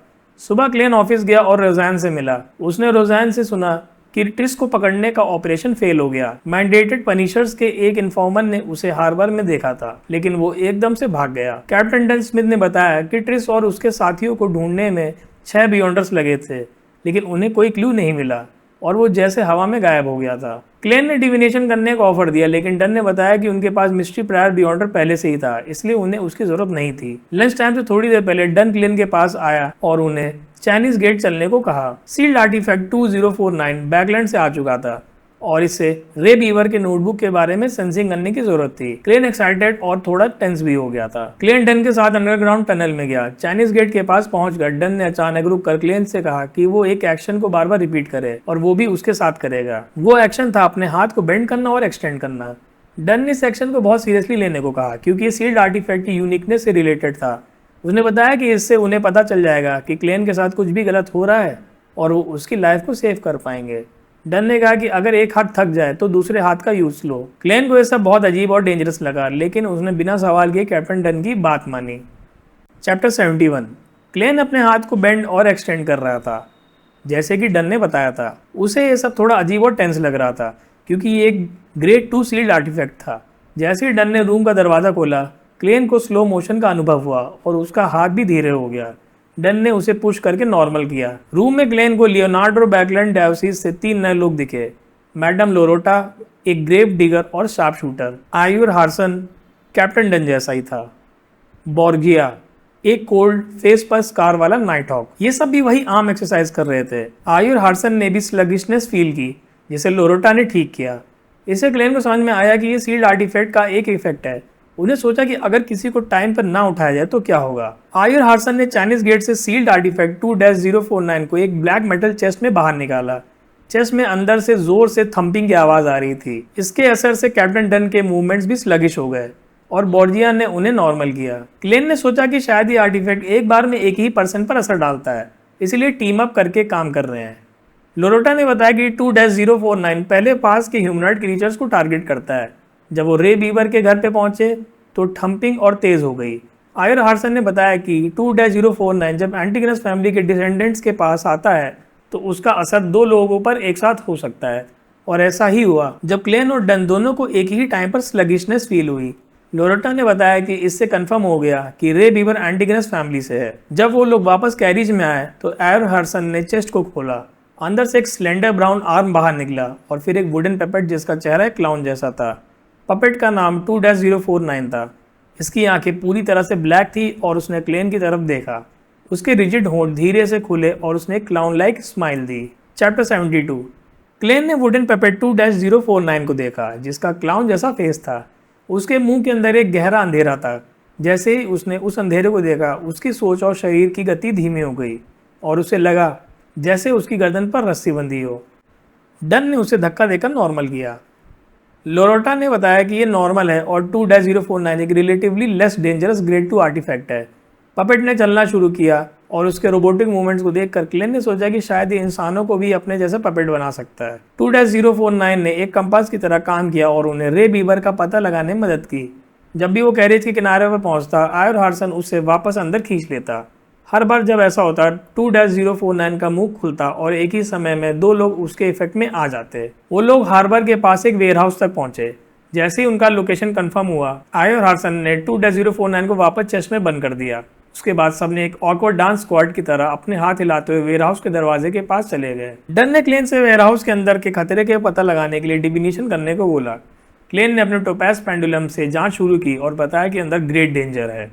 उसने ये भी पाया कि उसका पेंडुलम डिविनेशन की डिग्री भी बता सकता है। लियोनार्ड ने क्लेन से आसपास के खतरे का भी पता लगाने को कहा। क्लेन ने डिविनेशन किया और पाया कि बाहर भी खतरा है और किसी ने उसकी डिविनेशन को रोकने की कोशिश भी की थी। जैसे ही क्लेन ने बताया, उन पर एक ऑरेंज येलो फायरबॉल से हमला हुआ।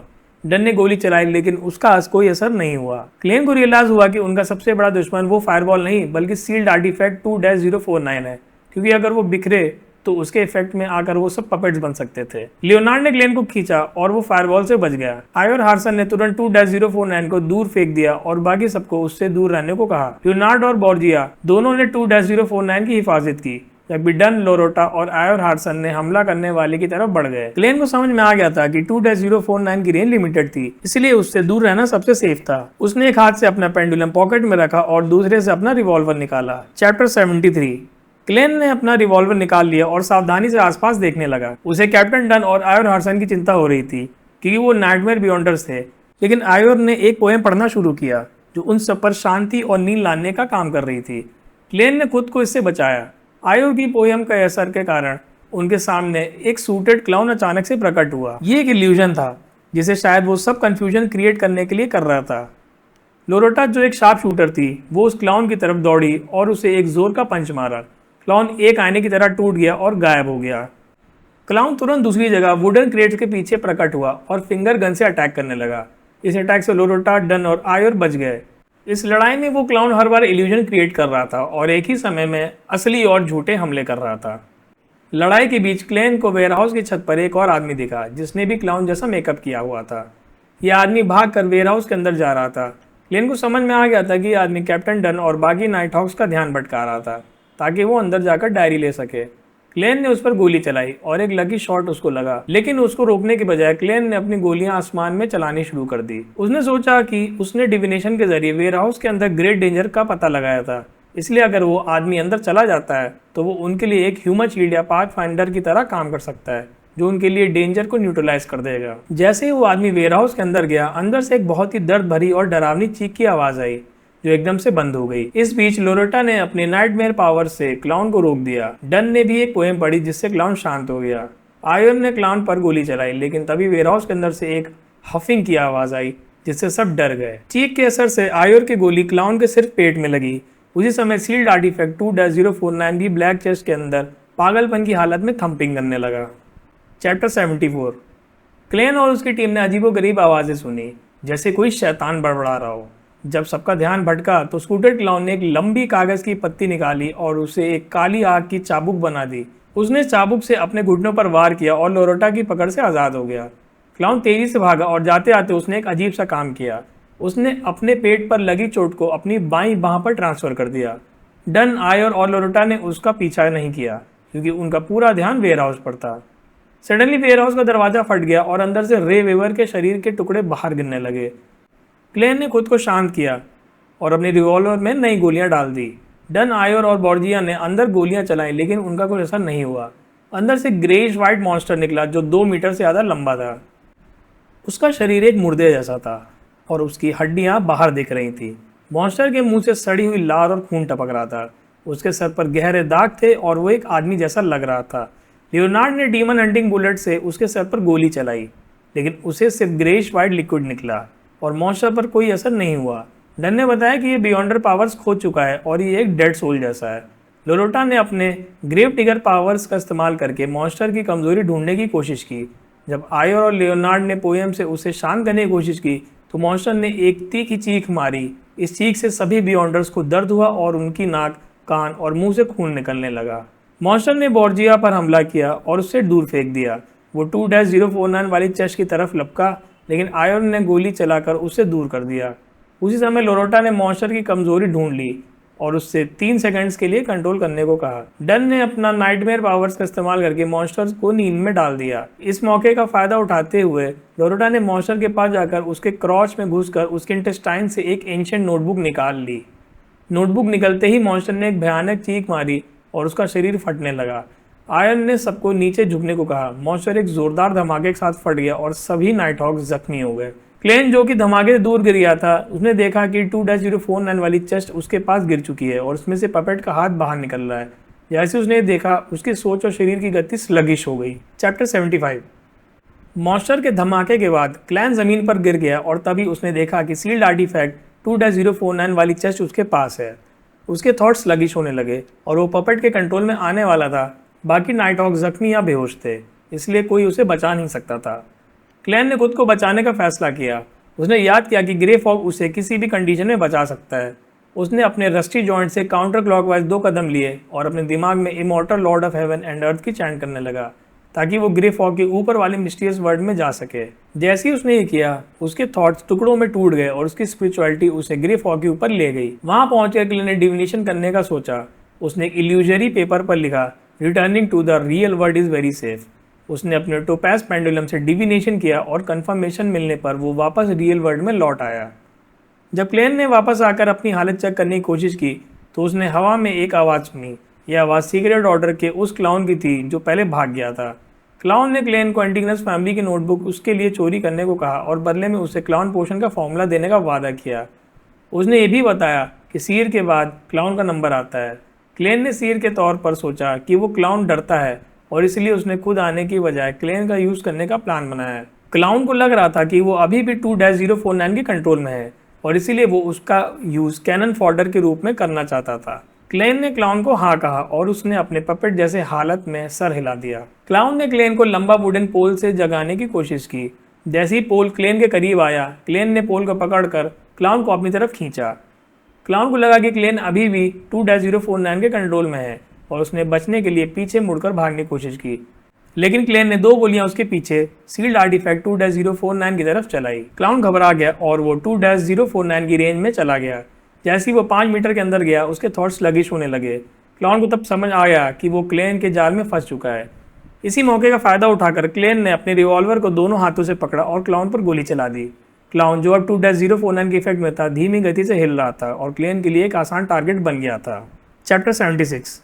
क्लेन ने सूटेड क्लाउन पर 2 गोलियां चलाई। पहली गोली उसके गर्दन में लगी और दूसरी उसके माथे पर। क्लाउन की स्पीड सील्ड आर्टिफैक्ट के प्रभाव से धीमी हो गई थी, इसलिए वो बच नहीं पाया। क्लाउन की मौत के बाद क्लेन ने थोड़ी चिंता के साथ उस तरफ देखा और अपने रिवॉल्वर में आखिरी डीमन हंटिंग बुलेट डाल ली। उसने सोचा कि अगर क्लाउन जिंदा रहता तो क्या होता, और उसने 2-049 की रेंज से दूर रहने को बेहतर समझा। क्लेन ने क्लाउन की लाश से मिली चीज़ों के बारे में सोचा, जैसे कि क्लाउन पोशन का फॉर्मूला, लेकिन उसने उसे नाइट हॉक्स को देने का फैसला किया। उसने सोचा कि नाइट हॉक्स उसे ये फॉर्मूला जरूर देंगे, क्योंकि अभी उसने सिर्फ सीर पोशन को हजम किया था, इसीलिए उसके पास काफी टाइम था। क्लेन ने जख्मी हुए आयर हार्सन की मदद की। आयर ने बताया कि उसके पास गॉडेसेस गेज नाम की एक मेडिसिन थी, जो बियॉन्डर्स को टेम्पररी रिकवर करने में मदद करती है। क्लेन ने बॉर्जी और आयर को वो मेडिसिन दी। जब लियोनार्ड मिशेल के पास जाने की बारी आई तो उसने बताया कि वो पहले से ही ठीक है। क्लेन को तब समझ में आया कि लियोनार्ड को काफ़ी पहले होश आ गया था और उसने क्लेन को 2-049 से बचने के लिए काउंटर क्लॉकवाइज घूमते हुए देखा था। लियोनार्ड ने मुस्कुराकर कहा कि दुनिया में कुछ लोग स्पेशल होते हैं जो दूसरों से अलग होते हैं, जैसे कि क्लेन और लियोनार्ड। इससे क्लेन को एहसास हुआ कि लियोनार्ड ने भी कुछ सीक्रेट छुपा रखे हैं। डन ने रे बीवर की लाश को देखा। वो टुकड़े टुकड़े हो गई थी और बिल्कुल पहचानी नहीं जा रही थी। उसके आसपास का माहौल को देखकर डन ने अंदाजा लगाया कि रे बीवर एक एंशिएंट रिचुअल के जरिए एंटिगोनस फैमिली नोटबुक की पावर को अब्सॉर्ब करने की कोशिश कर रहा था। इस रिचुअल के दौरान उसे डिस्टर्ब नहीं किया जाना चाहिए था और शायद इसी वजह से वो टिंजन से बाहर नहीं गया। लोरोटा ने हंसकर कहा कि उन्होंने रे बीवर को रिचुअल के बीच में ही उठा दिया था और इसी वजह से वो कंट्रोल खो बैठा था।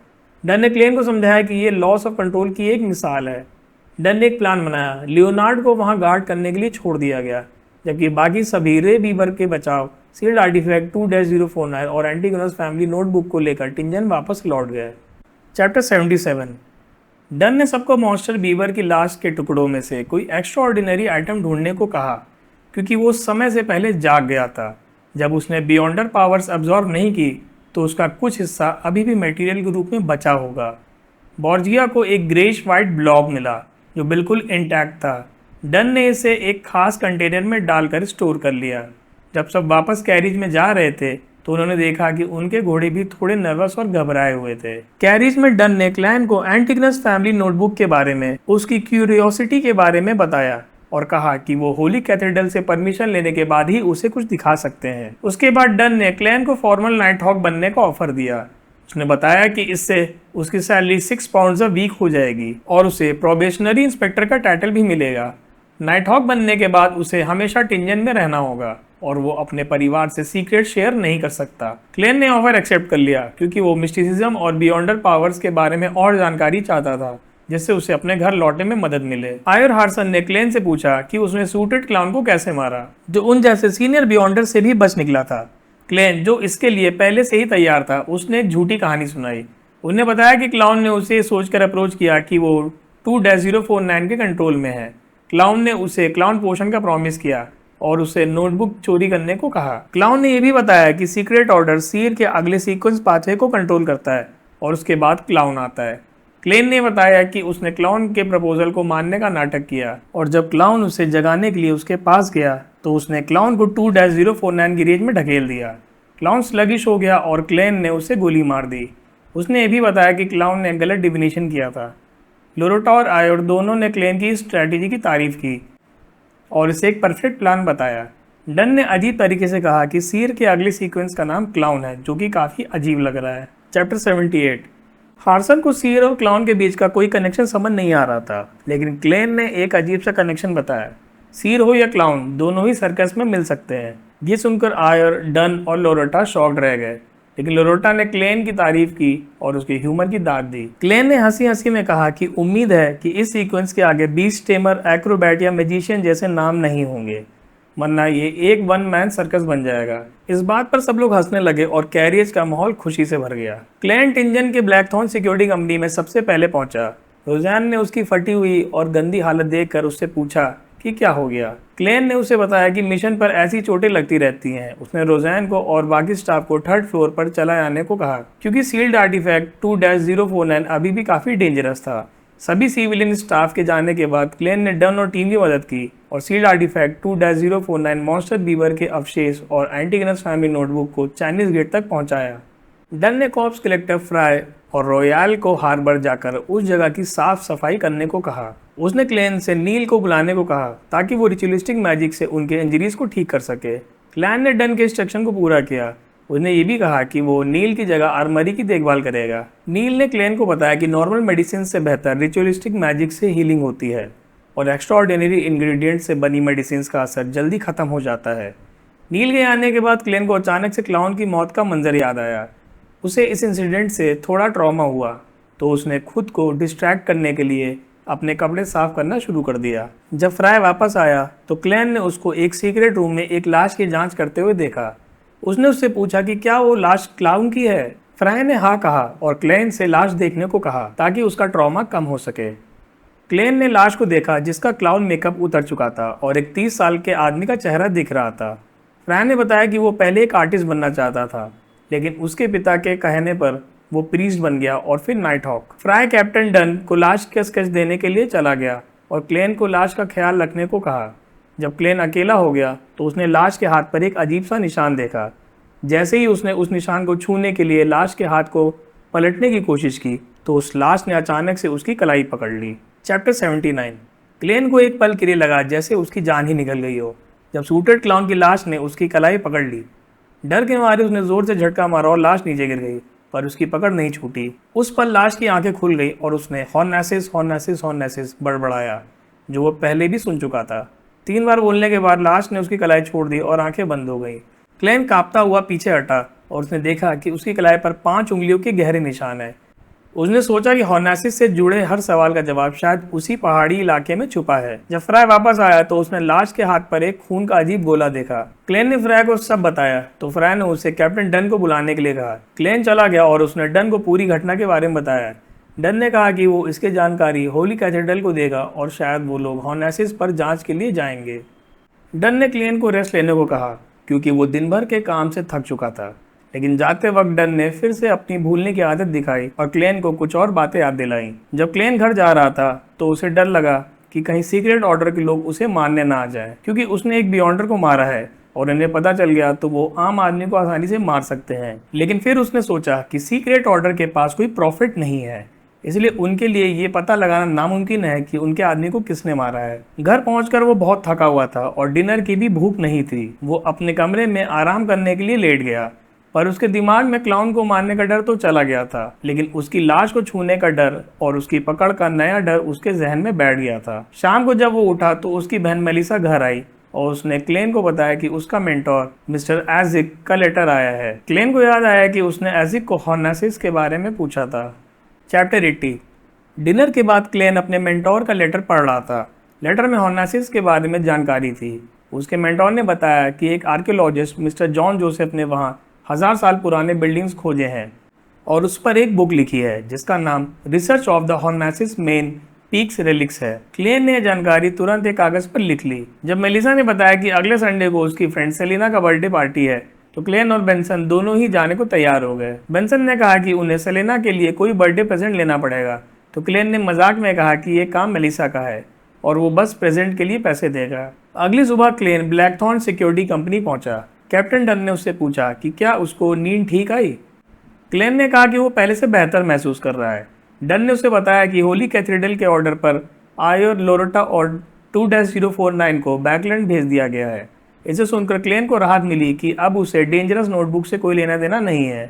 डन ने यह भी बताया कि लियोनार्डो पुलिस ने क्लाउन के बारे में जांच शुरू कर दी है, लेकिन कोई खास सबूत नहीं मिला। उसने बताया कि क्लेन के फॉर्मल नाइट हॉक बनने की एप्लीकेशन को अप्रूव होने में 2 से 3 दिन लगेंगे क्योंकि वो अलग डिपार्टमेंट का काम है। जब क्लेन अंदर आया तो रोज़ैन उसे देखकर शॉक्ड रह गई। उसने कहा कि वो सिर्फ 1 महीने में नाइट हॉक बनने वाला है। रोज़ैन ने मजाक में कहा कि उसे जल्दी शादी कर लेनी चाहिए ताकि वो अपनी वाइफ को सिविलियन स्टाफ बना सके और उसे आर्मरी की ड्यूटी से छुट्टी मिल जाए। क्लेन ने जवाब में कहा कि वो खुद भी ऐसा कर सकती है। बातचीत के बाद क्लेन अंडरग्राउंड आर्मरी में नील से मिला जहां वो कॉफ़ी बना रहे थे। नील ने कहा कि क्लेन को फॉर्मल मेंबर बनने के लिए मेंटली तैयार हो जाना चाहिए क्योंकि होली कैथेड्रल ऐसे केसेस को रिजेक्ट नहीं करती।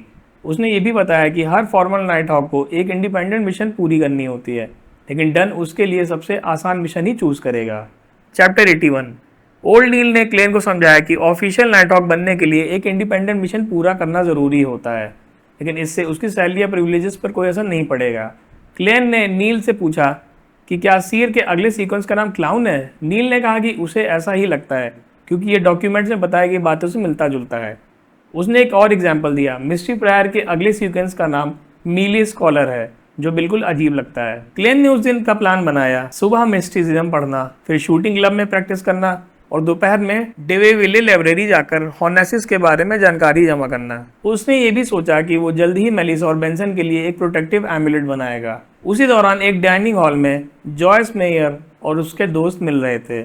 उनका दोस्त बोगडा बीमार था और उसे लीवर की सर्जरी की जरूरत थी, लेकिन वो डर रहा था कि कहीं सर्जरी के दौरान उसकी मौत ना हो जाए। एना, जॉयस की फियांसे, ने बोगडा को सजेस्ट किया कि वो सर्जरी से पहले डिविनेशन करवाए। उसने बताया कि उसने एक बार क्लेन मोरिटी नाम के सीर से जॉयस की सिचुएशन के बारे में पूछा था। सी ने बताया था कि तुम्हारा फियांसे घर पर वेट कर रहा है, और ये बात सच निकली थी। जॉयस ने भी एना की बात का समर्थन किया। इसे सुनकर बोगडा और उसके दोस्त डिविनेशन में विश्वास करने लग गए। बोगडा ने एना और जॉयस से क्लेन का एड्रेस पूछा। क्लेन अपने मेंटोर के लेटर से मिले रेफरेंस का इस्तेमाल करके डेविले लाइब्रेरी में एंटर हुआ। उसने हॉर्नेसिस पर लिखी बुक ढूंढने की कोशिश की, लेकिन लाइब्रेरियन ने बताया कि वो बुक उनके पास नहीं है। लेकिन उनके पास न्यू आर्कियोलॉजी और आर्कियोलॉजी समरी नाम के जर्नल्स थे, जिसका जिक्र उसके मेंटोर ने किया था। क्लेन ने उन जर्नल्स को पढ़ना शुरू किया। उसने जाना कि हॉर्नेसिस पर बड़े बड़े स्ट्रक्चर्स हैं जो हज़ारों साल पुराने हैं। उसने ये भी पढ़ा कि जैसे जैसे वो पहाड़ की चोटी के पास जाते हैं, स्ट्रक्चर्स और भी बड़े हो जाते हैं, लेकिन चोटी पर कोई रून्स नहीं है। इन सब से क्लेन को वो जगह याद आई जो उसने अपने सपने में देखी थी। आगे पढ़ते हुए उसने लाइब्रेरी के मालिक सर डेविले को वहाँ से गुजरते हुए देखा। क्यूरियस होकर क्लेन ने उन्हें देखने के लिए अपनी ग्लैबिला पर 2 बार थपथपाया। चैप्टर 82। क्लेन सर डेविले के गुजरने के बाद उनकी अजीबोगरीब हालत के बारे में सोच रहा था। उसके स्पिरिट विजन में सर डेविले का शरीर तो ठीक था, पर उनका दिमागी और जज्बाती हाल बेहतर नहीं लग रहा था। उसने इस बात पर ज़्यादा ध्यान नहीं दिया और अपने काम पर वापस लौट गया। डिविनेशन क्लब में एक बीमार आदमी बोगडा क्लेन मोरिटी से डिविनेशन करवाना चाहता था, क्योंकि एना ने उससे क्लेन की तारीफ की थी, लेकिन क्लेन वहाँ मौजूद नहीं था। कुछ देर इंतजार करने के बाद क्लेन वहाँ पहुँचा और बोगडा से मिला। अपनी स्पिरिट विजन से क्लेन ने बोगडा का लीवर काला देखा और तुरंत उसे डॉक्टर के पास जाने को कहा, डिविनेशन के लिए नहीं। बोगडा ने बताया कि उसे सर्जरी से डर लगता है और वो उसके अंजाम के बारे में जानना चाहता है। क्लेन ने 8 पेंस में डिविनेशन करने का ऑफर दिया। जब बोगडा ने हैरत से पूछा कि इतनी कम फीस, तो क्लेन ने उसे समझाया कि वो पैसों के लिए नहीं बल्कि डिवाइन शक्तियों के आशीर्वाद के लिए काम करता है। क्लेन ने टैरोट कार्ड और ड्रीम डिविनेशन का इस्तेमाल करके बोगडा की सर्जरी का अंजाम जानने की कोशिश की। हर डिविनेशन से पता चलता कि सर्जरी का अंजाम अच्छा नहीं होगा और बोगडा की मौत भी हो सकती है। इस मुश्किल वक्त में क्लेन को याद आया कि उसने एक बार लॉसन डार्कवेड नाम के आदमी के फोक हर्ब स्टोर के बारे में सुना था, जो ईस्ट बोरो में था। उसने अपने स्पिरिट डाउजिंग से जाना कि यह रास्ता सही है। फिर क्लेन ने बोगडा को उसका अंजाम सीधा ना बताकर उसे ईस्ट बोरो के व्लाड स्ट्रीट पर लॉसन नाम के आदमी को ढूंढने के लिए कहा। बोगडा व्लाड स्ट्रीट पर पहुंचा और उसने वहां लॉसन्स फोक हर्ब स्टोर ढूंढ निकाला। उसने वहां के मालिक को बताया कि वो लीवर की बीमारी से परेशान है। दुकान के मालिक ने, जिसने एक अजीब सा काला चोगा पहना हुआ था, उसे देखते ही उसकी बीमारी पहचान ली। दुकान के मालिक ने उसे 10 पाउंड्स में एक जादुई दवा दी और उसे बनाने का तरीका भी बताया।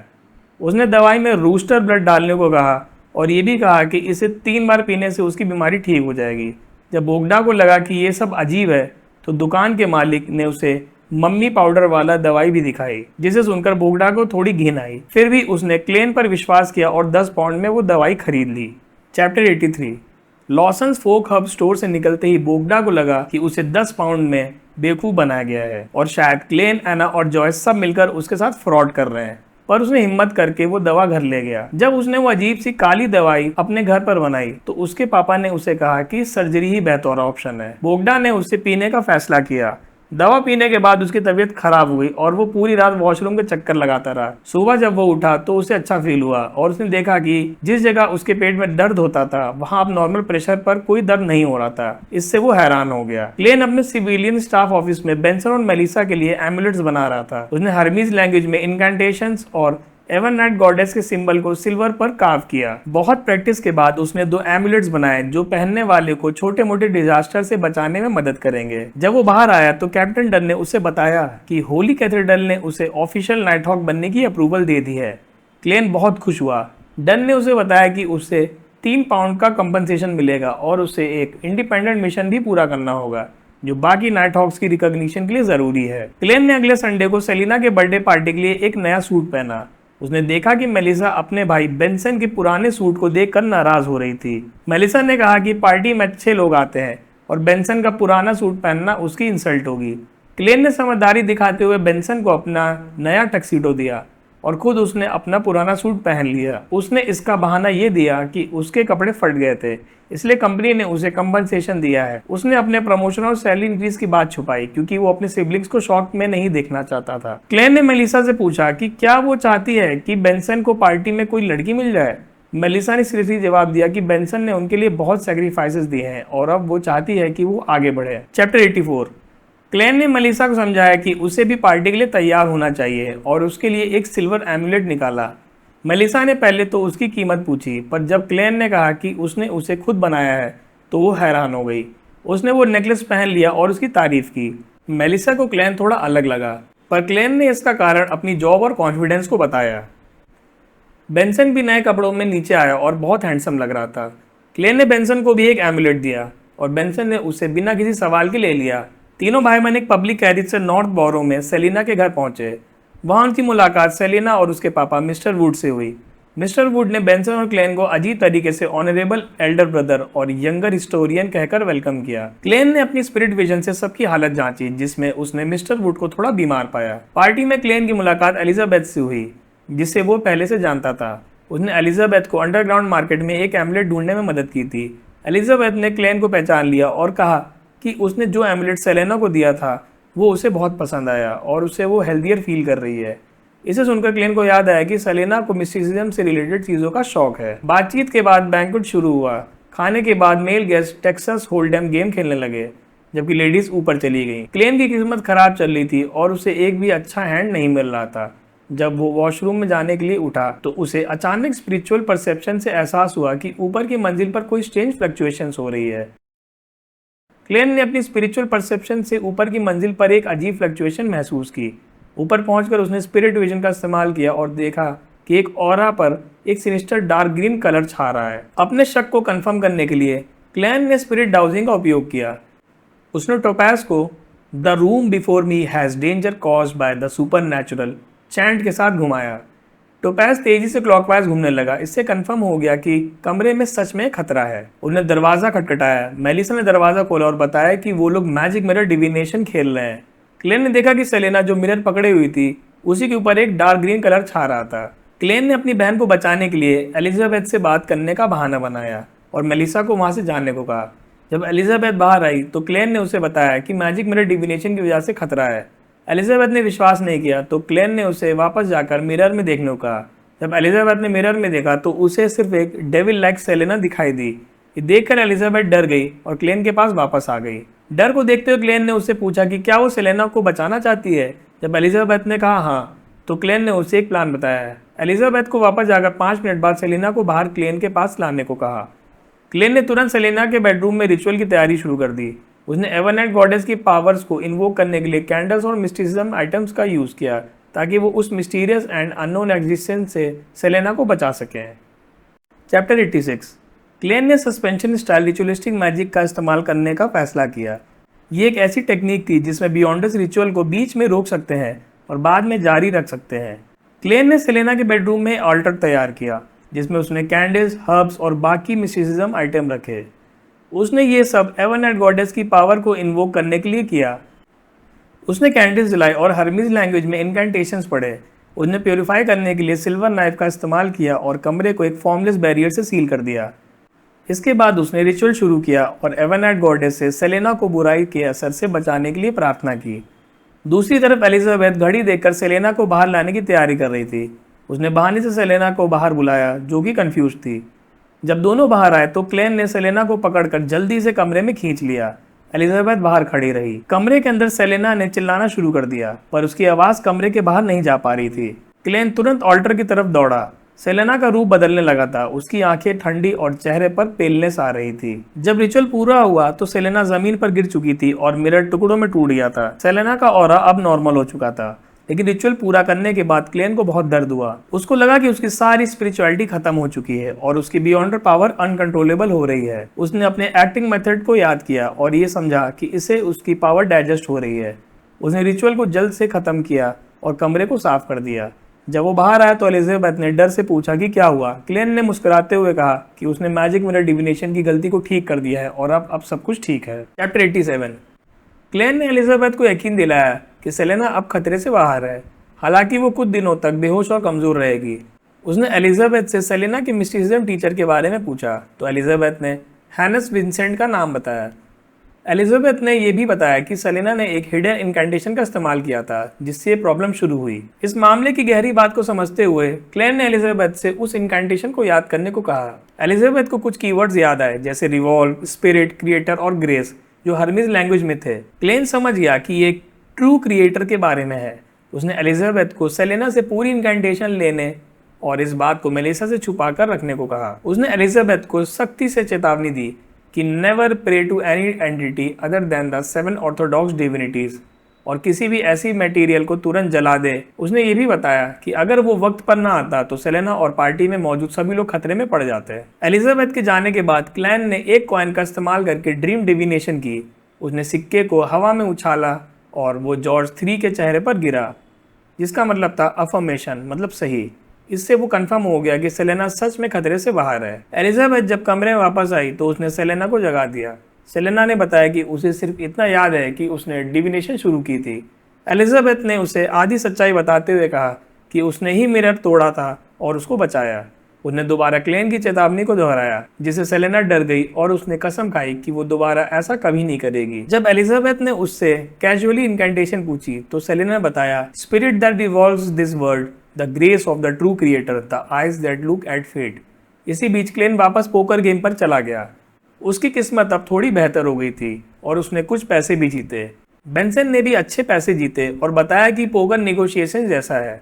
पार्टी के बाद क्लेन ने बहाना बनाया कि उसे कंपनी में जाना है और उसने एलिजाबेथ से पूरी इनकैंटेशन ले ली। उसने अपने भाई बहन से कहा कि वो पहले जोर्टलैंड स्ट्रीट चलते हैं ताकि वो कंपनी में जा सकें। चैप्टर 88। क्लेन ने बेंसन और मेलिसा को यह बहाना बताया कि उसके पास एक डॉक्यूमेंट है जिसमें गलती है, इसलिए वो रात में ही कंपनी जाकर उसे ठीक कराएगा। मेलिसा को क्लेन के बिहेवियर अजीब लगा, पर बेंसन ने उसकी बात पर यकीन कर लिया। तीनों ने एक कैरियज हायर की जिसका किराया काफी महंगा था, इसीलिए बेंसन ने मजाक में कहा कि मिडिल क्लास लोग रिस्पेक्टेबल दिखने के लिए काफी पैसे खर्च करते हैं। जूटलैंड स्ट्रीट पर पहुंचकर क्लेन ब्लैकथॉर्न सिक्योरिटी कंपनी में गया। वहां लियोनार्ड मिशेल और कैप्टन डन स्मिथ मौजूद थे। क्लेन ने डन को बताया कि उसने सुपरनैचुरल इंसिडेंट के बारे में रिपोर्ट करने के लिए कॉल किया था।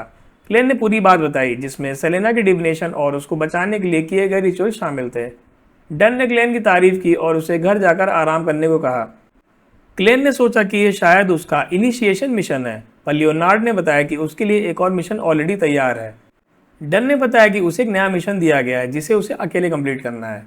घर वापस आकर क्लेन ने मेलिसा से उसके अजीब बिहेवियर के बारे में बात की। मेलिसा ने पूछा कि एलिजाबेथ और सेलेना अजीब क्यों बिहेव कर रहे थे। क्लेन ने जवाब में कहा कि एलिजाबेथ और सेलेना मिस्टिसिज्म एंथुसियास्ट हैं और उन्होंने हर्मीर लैंग्वेज में डिविनेशन की थी। क्लेन ने मेलिसा को हिंट दिया कि सेलेना ने शायद इविल एंटिटीज की वर्शिप करने की कोशिश की थी और इस वजह से एलिजाबेथ ने उसकी गलती ठीक की। क्लेन ने मेलिसा को समझाया कि उसे हमेशा ऑर्थोडॉक्स डिविनिटीज पर ही भरोसा करना चाहिए। अगली सुबह क्लेन कंपनी पहुंचा तो उसने देखा कि डन स्मिथ का चेहरा पीला पड़ा हुआ था। डन ने बताया कि हैनस विंसेंट की मौत हो चुकी है। डन और लियोनार्ड हैनस को इन्वेस्टिगेट करने गए थे। डन ने उसके सपने में एंटर किया, जहां उसने एक भयंकर दृश्य देखा, एक बहुत बड़ा क्रॉस जिस पर एक नंगा आदमी उल्टा लटका हुआ था और उसके शरीर पर खून के निशान थे। ये देखकर डन बेहोश हो गया और जब उसे होश आया तो हैनस मर चुका था।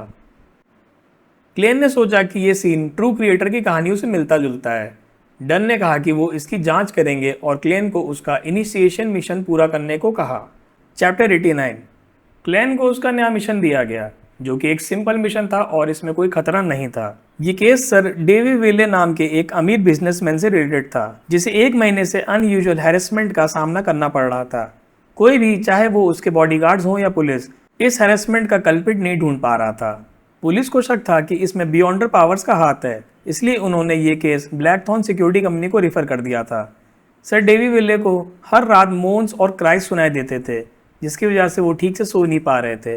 ये आवाज़ उनके साथ हर जगह जाती थी, चाहे वो टिंजन सिटी में हो या बैकलैंड में। इसकी वजह से उनकी मेंटल कंडीशन बहुत ख़राब हो चुकी थी। क्लेन को एक प्रोबेशनरी इंस्पेक्टर यूनिफॉर्म दी गई, जिसमें पुलिस डिपार्टमेंट का लोगो था। यूनिफॉर्म पहनकर वो शूटिंग क्लब पहुंचा, जहां वो इंस्पेक्टर टॉल से मिला। टॉल ने क्लेन को बताया कि सर डेवी विले एक बहुत ही अमीर और मशहूर फिलैंथ्रोपिस्ट है, मतलब रिच पर्सन जो गरीबों को दान देते हैं। कैरियज में टॉल ने क्लेन को केस की पूरी डिटेल्स दी। उसने बताया कि सर डेवी विले ने हर पॉसिबल तरीके से इस प्रॉब्लम को सॉल्व करने की कोशिश की, पर कुछ भी काम नहीं आया। अगर ये प्रॉब्लम एक महीने में सॉल्व नहीं हुई तो सर डेवी विले टिंजन छोड़कर बैकलैंड चले जाएंगे। गोल्डन इंडस बोरो में सर डेवी विले के घर पहुंचकर क्लेन ने अपनी स्पिरिट विजन एक्टिवेट की। उसने देखा कि सर डेवी विले बहुत ही थके हुए और लो स्पिरिट में थे। क्लेन ने उनसे पूछा कि मोन सबसे पहले किस कमरे में सुनाई दी थी। जब सर डेवी विले ने बेडरूम का नाम लिया तो क्लेन ने कहा कि वो वहां जाकर जांच करना चाहता है। क्लेन, टॉल, सर्जन गेट और सर डेवी विले के साथ वो सब बेडरूम की तरफ चल पड़े। जैसे ही वो बेडरूम में पहुंचे, क्लेन को अपनी स्पिरिचुअल परसेप्शन से एक स्ट्रॉन्ग रिएक्शन मिला, जिससे उसके शरीर के बाल खड़े हो गए। चैप्टर 90। क्लेन को सर डेवी विले के बेडरूम में अजीब स्पिरिचुअल फ्लक्चुएशंस महसूस हुई। उन्होंने मोन्स और सॉबिंग सुनी और कमरे का टेम्परेचर भी ठंडा था, लेकिन ये सब जल्द ही नॉर्मल हो गया। क्लेन ने सर डेवी विले के पीछे लगे मिरर में एक फेंट वाइट ह्यूमन फिगर देखा, जो कि अजीब तरह से डिस्टॉर्टेड था। जब उसने दोबारा सर डेवी विले को देखा तो उनके चारों तरफ भी एक फेंट एंड ट्विस्टेड फिगर था, जिसके साथ मोर्निंग और सॉबिंग की आवाज़ आ रही थी। क्लेन समझ गया कि सर डेवी विले को रेसेंटमेंट मतलब नाराज़गी हॉन्ट कर रही है। ये एक ऐसी चीज़ है जो मौत से पहले की अनफिनिश्ड फीलिंग्स की वजह से बनती है। क्लेन ने सर डेवी विले से पूछा कि क्या नए जगह पर जाने के बाद कुछ टाइम तक उन्हें शांति मिलती है, पर फिर से प्रॉब्लम शुरू हो जाती है। सर डेवी विले ने हाँ में जवाब दिया। इससे क्लेन का शक और पुख्ता हो गया। क्लेन ने सर डेवी विले को बताया कि उन्हें एक साइकोलॉजिकल प्रॉब्लम है। उन्होंने सर डेवी विले से बेड पर लेटने और रिलैक्स करने को कहा। उसने कमरे के सभी पर्दे बंद कर दिए और सबको बाहर भेज दिया। क्लेन ने ड्रीम डिविनेशन टेक्निक का इस्तेमाल किया। इससे वो अपने एस्ट्रल प्रोजेक्शन को सर डेवी विले के रिसेंटमेंट के साथ कम्युनिकेशन करने के लिए तैयार कर सके। ड्रीम डिविनेशन में क्लेन ने अलग अलग लड़कियों को देखा। पहली शार्लेट, जो फैक्ट्री में काम करते हुए लेड पॉइजनिंग का शिकार हो गई। दूसरी मैटी, जिसको एपिलेप्सी हो गया, जिसकी वजह से भी लेड पॉइजनिंग हो गई थी। तीसरी लेफाइटे, जिसे डॉक्टर ने बताया कि उसको भी लेड पॉइजनिंग है। ये सब लड़कियां सर डेवी विले की लेड और पोर्सिलिन फैक्ट्रीज में काम करती थीं और लेड पॉइजनिंग से मर गई थी। उनकी डेथ रिसेंटमेंट सर डेवी विले को हॉन्ट कर रही थी। फिर क्लेन ने एक और लड़की को देखा जिसका नाम हेले था। वो भी फैक्ट्री में काम करती थी और उसे भी सरदर्द होने लगा था। उसके पापा और भाई ने अपनी नौकरी खो दी थी, इसीलिए हेले को पैसे कमाने की जरूरत थी। जब उसके सुपरवाइजर ने उसे कहा कि अगर सरदर्द ज्यादा हो तो उसे फैक्ट्री छोड़ देनी चाहिए, तो उसने झूठ बोल दिया कि वो ठीक है। एक दिन काम पर जाते हुए हेले रास्ते में कन्वल्सिंग करते हुए गिर गई और मर गई। उसने मरते वक्त सर डेवी विले की कैरिज देखी, जिसमें एक व्हाइट डव का एम्बलम लगा था। उसने मरने से पहले कुछ कहना चाहा पर नहीं कह पाई। इसी वजह से उसकी रिसेंटमेंट सभी लड़कियों की रिसेंटमेंट से मिलकर और भी स्ट्रांग हो गई। रिसेंटमेंट का मतलब होता है नाराजगी। चैप्टर 91। क्लेन ने सर डेवी विले को बताया कि उनकी प्रॉब्लम लेड पॉइजनिंग से रिलेटेड है और इसका असल वजह उनका गिल्ट है। सर डेवी विले ने कहा कि उन्होंने गिल्टी फील किया था, पर उन्होंने वर्कर्स को सही कंपनसेशन दी थी। क्लेन ने समझाया कि गरीब लोगों के लिए 1-2 वीक की सैलरी का नुकसान भी बहुत बड़ा होता है। उसने पूछा कि उन्होंने फैक्ट्रीज में एंटी डस्ट इक्विपमेंट क्यों नहीं लगवाया, तो डेवी विले ने बताया कि इससे उनकी कॉस्ट इतनी बढ़ जाती कि वो कंपटीशन में नहीं रह पाते। क्लेन ने बताया कि उनकी साइकोलॉजिकल इलनेस का रूट कॉज वही गिल्ट है, जो एक ट्रिगर की वजह से वापस आ गया है। क्लेन ने उन्हें हेले वॉकर नाम की वर्कर के बारे में याद दिलाया, जिसे मरते हुए उन्होंने अपनी कैरिज से देखा था। इस बात से डेवी विले को थोड़ा थोड़ा याद आने लगा। क्लेन ने डेवी विले को इस प्रॉब्लम का सॉल्यूशन बताया। हेले वॉकर के परिवार को और कंपनसेशन दे, और दूसरा न्यूज़पेपर और मैगजीन में लेड के खतरों के बारे में अवेयरनेस फैलाए और अपनी चैरिटी फाउंडेशन के थ्रू विक्टिम्स की हेल्प करे। डेवी विले ने पहली बात मान ली। उसने बटलर कलिन से हेले के पेरेंट्स को बुलाने को कहा। जब हेले के पेरेंट्स आए तो उन्होंने बताया कि उनका बेटा भी अपाहिज हो गया है। डेवी विले ने उसे माफ़ी मांगी और हेले को कंपनसेट करने के लिए 300 पाउंड दिए। इस बड़े अमाउंट को देखकर सब हैरान थे। हेले के पेरेंट्स ने कंपनसेशन एक्सेप्ट कर लिया और डेवी विले की तारीफ की। इस वक्त क्लेन ने अपनी स्पिरिचुअल परसेप्शन से देखा कि हेले की रिसेंटमेंट ने उनके पेरेंट्स के पीछे जाने की कोशिश की, लेकिन उनकी खुशी और कंपनसेशन मिलने की वजह से वो वहाँ से चली गई और फाइनली वैनिश हो गई। आखिर में डेवी विले ने क्लेन से पूछा कि उनके सर्वेंट्स को भी मोर्निंग और सोबिंग क्यों सुनाई देती थी। क्लेन ने जवाब दिया कि साइकोलॉजी में इस फिनोमिना को मास हिस्टीरिया कहते हैं। चैप्टर 92। क्लेन ने सर डेवी विले को मास हिस्टीरिया के बारे में समझाया। उसने बताया कि ये एक साइकोलॉजिकल इलनेस है जहाँ लोगों के टेंस नर्व्स और एक दूसरे का इन्फ्लुएंस होने की वजह से अजीब से सिम्टम्स दिखने लगते हैं। इसको समझने के लिए उसने केस का एग्जाम्पल दिया जहाँ एक आदमी के फूड पॉइजनिंग के झूठे शक की वजह से 35 में से 30 से ज़्यादा गेस्ट को डायरिया हो गया था, जबकि उन्हें कोई बीमारी नहीं थी। सर डेवी विले को ये एक्सप्लेनेशन समझ में आ गया और वो क्लेन की तारीफ करने लगे। क्लेन ने सर डेवी विले को आराम करने की सलाह दी जिससे वो बिना किसी आवाज़ के सो सकें। इसके बाद क्लेन, टॉल और सर्जेंट गेट वहाँ से निकल गए। टॉल ने मजाक में कहा कि वो भी क्लेन को रियल साइकोलॉजिकल एक्सपर्ट समझ बैठे थे। क्लेन ने ब्लैकथॉर्न सिक्योरिटी कंपनी वापस आकर कैप्टन डन स्मिथ को पूरी रिपोर्ट दी।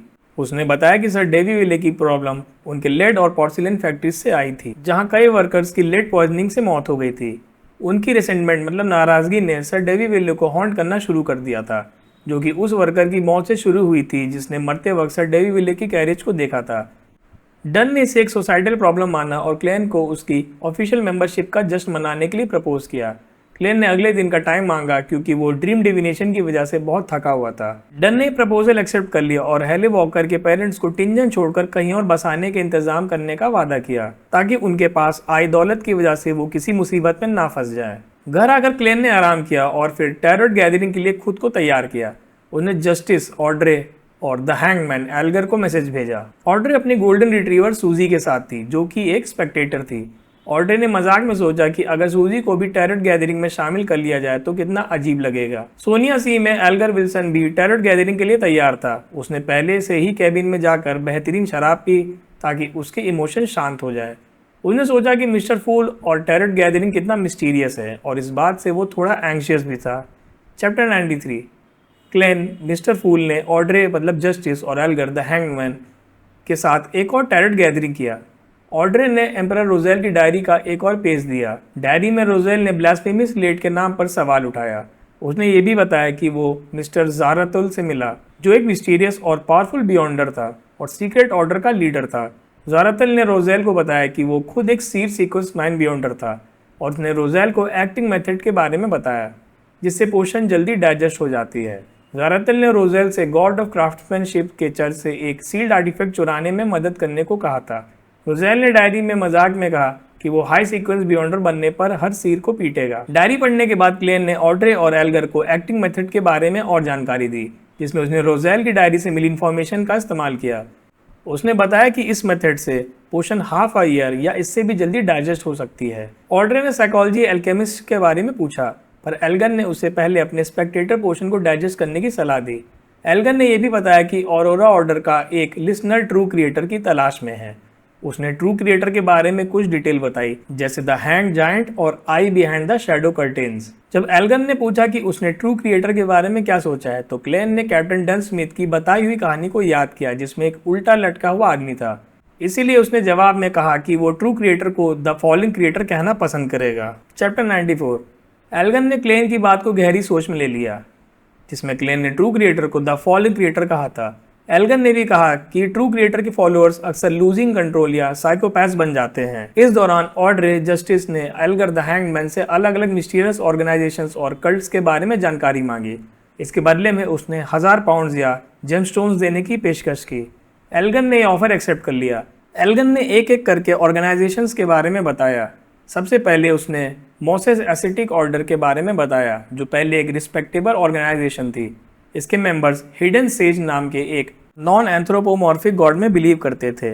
उनका सीक्वेंस 9 बियॉन्डर का नाम मिस्ट्री प्रायर था। नॉन एंथ्रोपोमॉर्फिक मतलब जो ह्यूमन जैसा नादिक है। ऑड्रे ने पूछा कि अगर ये ऑर्गेनाइजेशन इतनी रिस्पेक्टेबल थी तो ये अब ईविल कैसे बन गई। एल्गर ने जवाब दिया कि इसका एक टेरिफाइंग एक्सप्लेनेशन है, जिसमें उनका गॉड हिडन सेज जिंदा हो गया और एक ईविल गॉड बन गया। एल्गर ने आगे 2 और ऑर्गेनाइजेशंस के बारे में बताया। पहला डीमनस सेक्ट, ये पहले सिर्फ महिलाओं के लिए थी और ब्लड लाइन्स के थ्रू चलती थी। दूसरी न्यूमिनस एपिस्कोपेट और रोज स्कूल ऑफ थॉट, ये दोनों सदर्न कॉन्टिनेंट से आई थी। एल्गर ने सीक्रेट ऑर्डर के बारे में भी बताया कि ये सबसे कम एक्टिव ऑर्गेनाइजेशन है और अब जब भी दिखती है तो कुछ ढूंढती रहती है। क्लेन को रोजेल की डायरी से याद आया कि सीक्रेट ऑर्डर एंटिगनस फैमिली से रिलेटेड चीजें ढूंढ रही है। गैदरिंग खत्म होने पर क्लेन ने एक स्मर्फ अकाउंट बनाने की कोशिश की ताकि वो अलग अलग सवाल पूछ सके। उसने अपने दिमाग में एक फिगर बनाई, पर वो फिगर क्लमजी और इनआर्टिकुलेट दिखी। इससे क्लेन ने ये आइडिया छोड़ दिया। बाद में उसने टैरोट गैदरिंग के स्टार्स को टच करके फीडबैक लेने की कोशिश की, लेकिन कोई रिस्पॉन्स नहीं मिला। क्लेन को लगा कि उससे पहले स्टार्स को अपने मिस्टीरियस स्पेस में खींचना पड़ेगा, तभी वो फीडबैक दे पाएगा। आखिर में उसने एक इल्यूजनरी क्रिम्सन स्टार को टच किया और उसे उस स्टार के अंदर एक फेंट प्रेयर महसूस हुई। चैप्टर 95। क्लेन ने ग्रे वॉक के ऊपर से एक क्रिम्सन स्टार से आती हुई एक हल्की सी प्रार्थना महसूस की। उसने अपनी स्पिरिचुअलिटी का उपयोग करके उस स्टार से कांटेक्ट किया और एक ब्लरी इमेज देखी। उसमें एक सुनहरे बालों वाला टीनेजर एक क्रिस्टल बॉल के सामने घुटनों के बल बैठा हुआ था। उसने टाइट फिटिंग ब्लैक कपड़े पहने हुए थे जो लोएन किंगडम की मॉडर्न स्टाइल से अलग थे और फेसैक एम्पायर या एंटिस रिपब्लिक के ट्रेडिशनल कपड़ों जैसी थी। टीनेजर कुछ प्रार्थना कर रहा था, पर क्लेन को उसकी भाषा समझ नहीं आई। उसने ध्यान से सुनने की कोशिश की और पाया कि उस भाषा में एंशिएंट फेसैक से मिलती जुलती चीजें थीं। क्लेन को लगा कि ये या तो एंशिएंट फेसैक का कोई डायलेक्ट है या फिर जॉटुन हो सकती है, जो जायंट्स की भाषा थी। उसको इस बारे में और जानकारी चाहिए थी, इसीलिए उसने अभी उस टीनेजर से कांटेक्ट ना करने का फैसला किया। ग्रे फॉक से वापस आने के बाद क्लेन डिविनेशन क्लब गया। अपनी स्पिरिट विजन से उसने वहां हल्का सा दुख महसूस किया। रिसेप्शनिस्ट एंजेलिका ने बताया कि क्लब के मेंटोर हैनस विंसेंट की हार्ट अटैक से मौत हो गई। क्लेन ने ऐसे रिएक्ट किया जैसे उसने डिविनेशन से पहले ही इसकी कुछ जानकारी ले ली थी। उसने क्लब के दूसरे मेंबर्स को भी देखा और पाया कि उनके भावनात्मक ऑरास मतलब इमोशनल ऑरास नॉर्मल थे। वहां उसे एक पुराना कस्टमर बॉगडा मिला। बॉगडा बहुत खुश था और उसने बताया कि उसकी लीवर की बीमारी पूरी तरह से ठीक हो चुकी है। इससे क्लेन को कंफर्म हो गया था कि मिस्टर लॉसन नाम का वो अपोथेकेरी एक बियॉन्डर था। बॉगडा ने यह भी बताया कि वो वापस उस अपोथेकेरी के पास जा रहा है एक और सीक्रेट दवाई लेने के लिए, जिसमें मम्मी पाउडर था जो कि एरिस्टोक्रेट्स में बहुत ही फेमस था। क्लेन इस बात से हैरान और परेशान हो गया। उसने बॉगडा को समझाने की कोशिश नहीं की क्योंकि एक और कस्टमर ग्लासिस ने भी उस दवाई की तारीफ की। परेशान होकर क्लेन ने अपोथेकेरी की दुकान पर जाकर इन्वेस्टिगेशन करने का फैसला किया, पर जब वो दुकान पर पहुंचा तो देखा कि दुकान बंद थी और वहां एक सबलेटिंग नोटिस लगा हुआ था। सबलेटिंग मतलब जब एक किराएदार दूसरे किराएदार को रेंट पर घर देता है। लगता था कि वो बियॉन्डर शायद शहर छोड़कर जा चुका था। चैप्टर 96। अगले दिन क्लेन को काफ़ी आराम महसूस हो रहा था। ब्लैकथॉर्न सिक्योरिटी कंपनी में रोज़ैन ने उसे बताया कि famous spirit medium madam Daly यहाँ आई थी और अब उनका ट्रांसफ़र बैकलैंड डायोसीज में हो गया है। कैप्टन डन स्मिथ ने इस बात को कंफर्म किया और बताया कि डैली के पास बियॉन्डर पोशंस को जल्दी एब्जॉर्ब करने का एक यूनिक टैलेंट है, जबकि ज़्यादातर बियॉन्डर्स को एक नई पोशन लेने से पहले 3 साल इंतजार करना पड़ता है। डेली कॉप्स कलेक्टर से ग्रेव डिगर सिर्फ 1 साल में और फिर स्पिरिट मीडियम 1 और साल में बन गई। इसी वजह से वो चर्च में एक हाई पोजीशन के लिए स्ट्रॉन्ग कैंडिडेट थी। डन ने यह भी बताया कि डेली ने उनसे जल्दी आगे बढ़ने के लिए एक सच्चा नाइटमेयर बनने को कहा था। क्लेन जिसे एक्टिंग मेथड के बारे में पता था, इस बात का मतलब तुरंत समझ गया। अपनी बातचीत के दौरान डन ने मैडम डैली की एक थ्योरी शेयर की कि क्यों कुछ सीक्वेंस पाथवेज एक दूसरे से अलग लगते हैं। उसने स्लीपलेस पाथवे मतलब स्लीपलेस, मिडनाइट पोएट, नाइटमेयर का एग्जांपल दिया, जिसमें एक क्लियर प्रोग्रेशन दिखता है, लेकिन सीयर और क्लाउन जैसी पाथवेज एक दूसरे से अलग हैं। डैली की थ्योरी के मुताबिक कुछ पाथवे स्टेप बाय स्टेप आगे बढ़ने के बजाय डायसेक्शन और कॉम्बिनेशन के रिलेशनशिप पर काम करते हैं। हर लोअर सीक्वेंस पोर्शन एक यूनिक और अलग एबिलिटी देती है। ये एबिलिटीज सिर्फ तभी पावरफुल एक साथ जॉब में कंबाइन होती हैं जब बियॉन्डर हाई सीक्वेंसेस जैसे कि सीक्वेंस 4 तक पहुंच जाता है। डन ने इसकी तुलना हाथ की अलग अलग उंगलियों से की जो लोअर सीक्वेंस को रिप्रेजेंट करती हैं और हाई सीक्वेंस में वो सब मिलकर एक मुट्ठी मतलब एक फिस्ट बन जाती हैं। क्लेन को ये थ्योरी काफी सही लगी और उसकी अपनी ऑब्जर्वेशन से भी मिलती थी। डन ने क्लेन को ये भी बताया कि हजारों साल पहले सीक्वेंसेस 9 से 7 को लो सीक्वेंसेस माना जाता था, जबकि अब सिर्फ 9 और 8 को माना जाता है। इसका कारण ये था कि अब बियॉन्डर्स की संख्या कम हो गई है। उसने ये भी बताया कि उसकी security clearance high sequence portions के नाम जानने के लिए काफ़ी नहीं थी और चर्च के कुछ हाई रैंकिंग मेंबर्स भी सीक्वेंस 4 से नीचे थे। मीटिंग के एंड में डन ने क्लेन को रात के खाने का सेलिब्रेशन ओल्ड विल्स रेस्टोरेंट में याद दिलाया। क्लेन, जो अपने दिमाग में सब कुछ जोड़ रहा था, ये देखकर हैरान था कि डन इस बार कुछ भी नहीं भूले, लेकिन उसकी खुशी थोड़ी देर की थी। बाद में जब वो अपनी पढ़ाई के लिए ओल्ड नील के पास गया तो नील ने उसे बताया कि उसे अब हर दोपहर 2 घंटे की कॉम्बैट ट्रेनिंग शुरू करनी होगी। ये एक ऐसी बात थी जो कैप्टन आमतौर पर भूल जाते थे। और इस बार भी वो भूल गए थे। Chapter 97। Klein nighthawk Leonard Mitchell के साथ नॉर्थ बोरो के आउटस्कर्ट्स में अपने कॉम्बैट इंस्ट्रक्टर मिस्टर गैवेन से मिलने गया। लियोनार्ड ने बताया कि गैवेन एक पुराने ज़माने के रिटायर्ड नाइट है, जिसे इस बात का दुख है कि हाई प्रेशर स्टीम गन्स जैसे मॉडर्न टेक्नोलॉजी ने ट्रेडिशनल कॉम्बैट को बेकार कर दिया है। अपने पुराने जख्मों से परेशान गैवेन ने क्लेन से कहा कि उसे कॉम्बैट की बजाय गन चलाना सीखना चाहिए, लेकिन लियोनार्ड ने पुलिस ऑफिसर्स के लिए क्लोज क्वार्टर्स कॉम्बैट की ज़रूरत पर जोर दिया। गैवेन ने क्लेन के बेसिक पंचेस और किक्स चेक किए और पाया कि उसकी ट्रेनिंग बिल्कुल नहीं थी। उसने क्लेन को 1 महीने के लिए हफ्ते में 4 बार हर बार 3 घंटे ट्रेनिंग करने की आदेश दिया।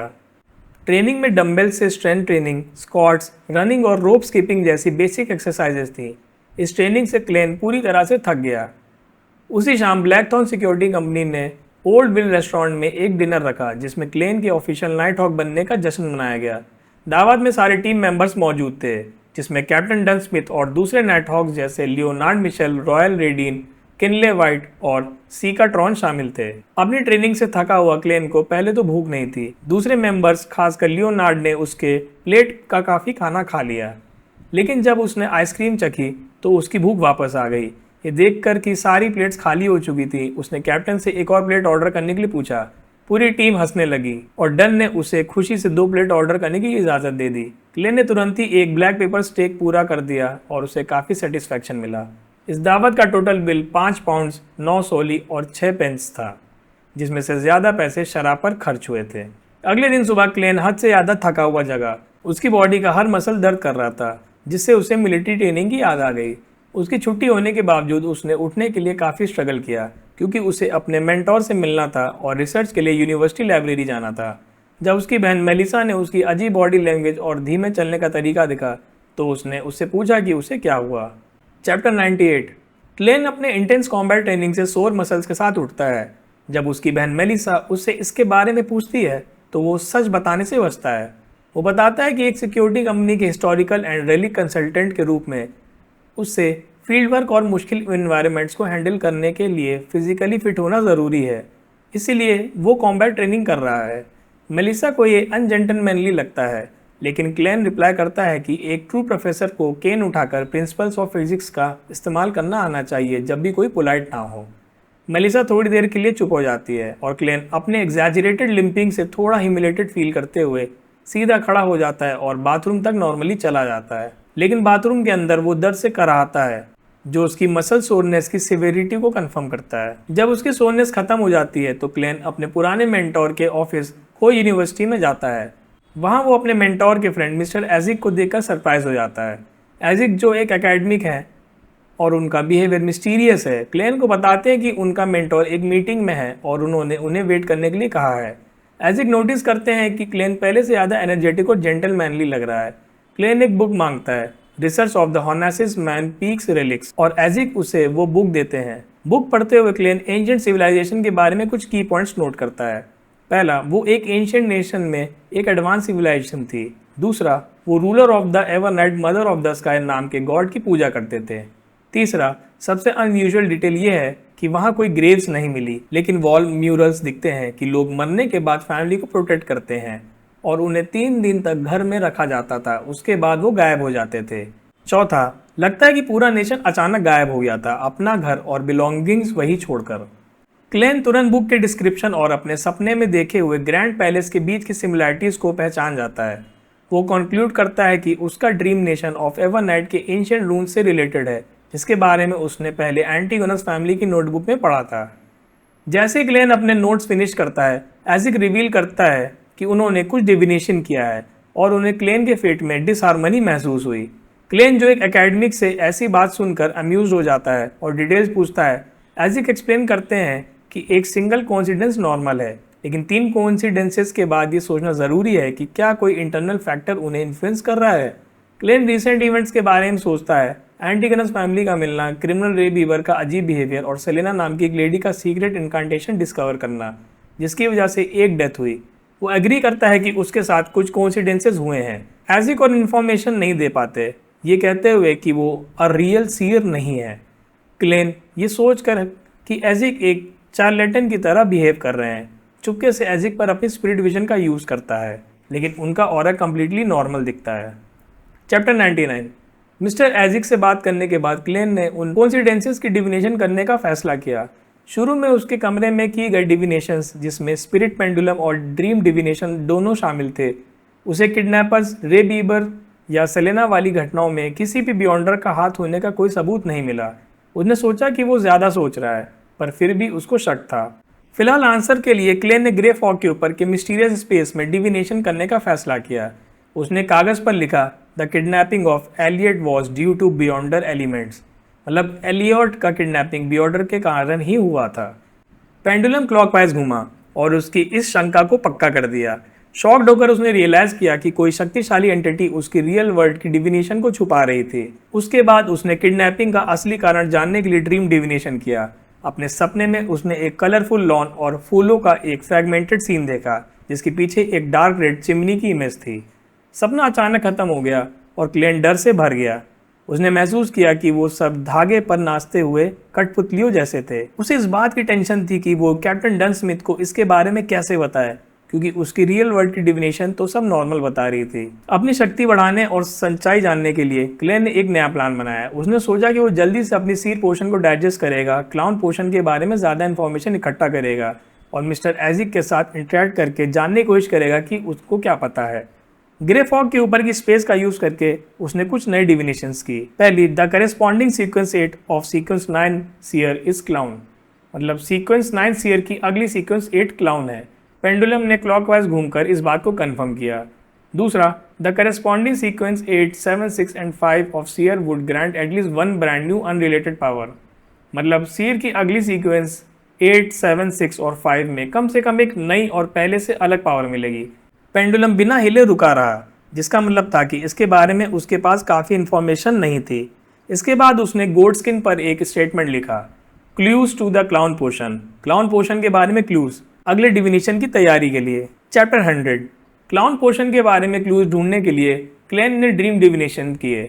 उसके सपने में अलग अलग सीन्स फ्लैश होने लगे। पहला, रे बीवर की हाइड आउट, वो कमरा जहां रे बीबर और उसकी मां रहते थे और जहां क्लेन ने पहली बार एक लाश देखी थी। दूसरा, रे बीबर की बॉडी, एक वेयर हाउस जिसमें हड्डियां और दिमाग जैसा एक ग्रेश ऑब्जेक्ट था, जिसे क्लेन ने रे बीबर की बॉडी के रूप में पहचाना। तीसरा, सूटेड क्लाउन का ब्रांड, एक लाश पर ब्लूइश निशान जो सूटेड क्लाउन के हाथ पर बने निशान जैसा था। चौथा, वेल्च का लिविंग रूम, एक सीन वेल्च के घर का जिसमें क्लेन और उसके दो दोस्त एंटिगनस फैमिली की नोटबुक के बारे में बात कर रहे थे। पांचवा, नोटबुक की सेल, आखिरी सीन में वेल्च एक मिडिल एज्ड आदमी जिसे क्लेन ने हैनस विंसेंट के रूप में पहचाना और एक बुजुर्ग आदमी थे, उनके बीच टेबल पर एंटिगनस फैमिली की नोटबुक रखी थी। क्लेन हैरान था कि क्लाउन पोशन की डिविनेशन ने उसे नोटबुक तक कैसे पहुंचा दिया। उसने रियलाइज किया कि हैनस विंसेंट, जिसकी हाल ही में पीसफुल डेथ हुई थी, वही था जिसने वेल्च को नोटबुक बेची थी। उसकी मौत काफी कोइंसिडेंटली हुई थी। क्लेन को शक हुआ कि ये सब इंसिडेंट्स क्लाउन पोशन से नहीं बल्कि नोटबुक से जुड़े हुए हैं। उसकी सिर वाली गट फीलिंग ने उसे बताया कि एंटिगोनस फैमिली की नोटबुक ही इन सब का असली राज है। उसने ये भी रियलाइज किया कि डिविनेशन के साइन को सही से इंटरप्रेट करना कितना जरूरी और खतरनाक है। एक छोटी सी गलती भी जानलेवा हो सकती है, जैसे कि सूटेड क्लाउन के साथ हुआ था। उसे लगा कि वो सीर पोशन को पूरी तरह से डाइजेस्ट करने के करीब है। उसने अपने ड्रीम में आए तीसरे आदमी की पहचान ढूंढने का फैसला किया। क्योंकि क्लेन एक अच्छा आर्टिस्ट नहीं था, उसने अपने पावर्स का इस्तेमाल करके उस बुजुर्ग आदमी की तस्वीर बनाने का फैसला किया। उसने डिसाइड किया कि वो ग्रे फॉग के ऊपर की मिस्टीरियस दुनिया में खुद को द फूल मानकर प्रेयर करेगा। उसने एक छोटा रिचुअल किया, इनकैंटेशन रिसाइट किया और फिर अपने ड्रीम की इमेज को अपनी डिवाइन सेल्फ को भेजा। अपने कमरे में वापस आने के बाद उसने महसूस किया कि एक पावर उसके हाथ को कंट्रोल कर रही है और उसने उस आदमी की बिल्कुल रियलिस्टिक तस्वीर बना दी, जिसमें उसके बालों और आंखों का रंग भी साफ था। इस नई एबिलिटी से उसकी ड्राइंग स्किल्स की कमी पूरी हो गई और उसे आगे बढ़ने के लिए एक सॉलिड लीड मिल गई।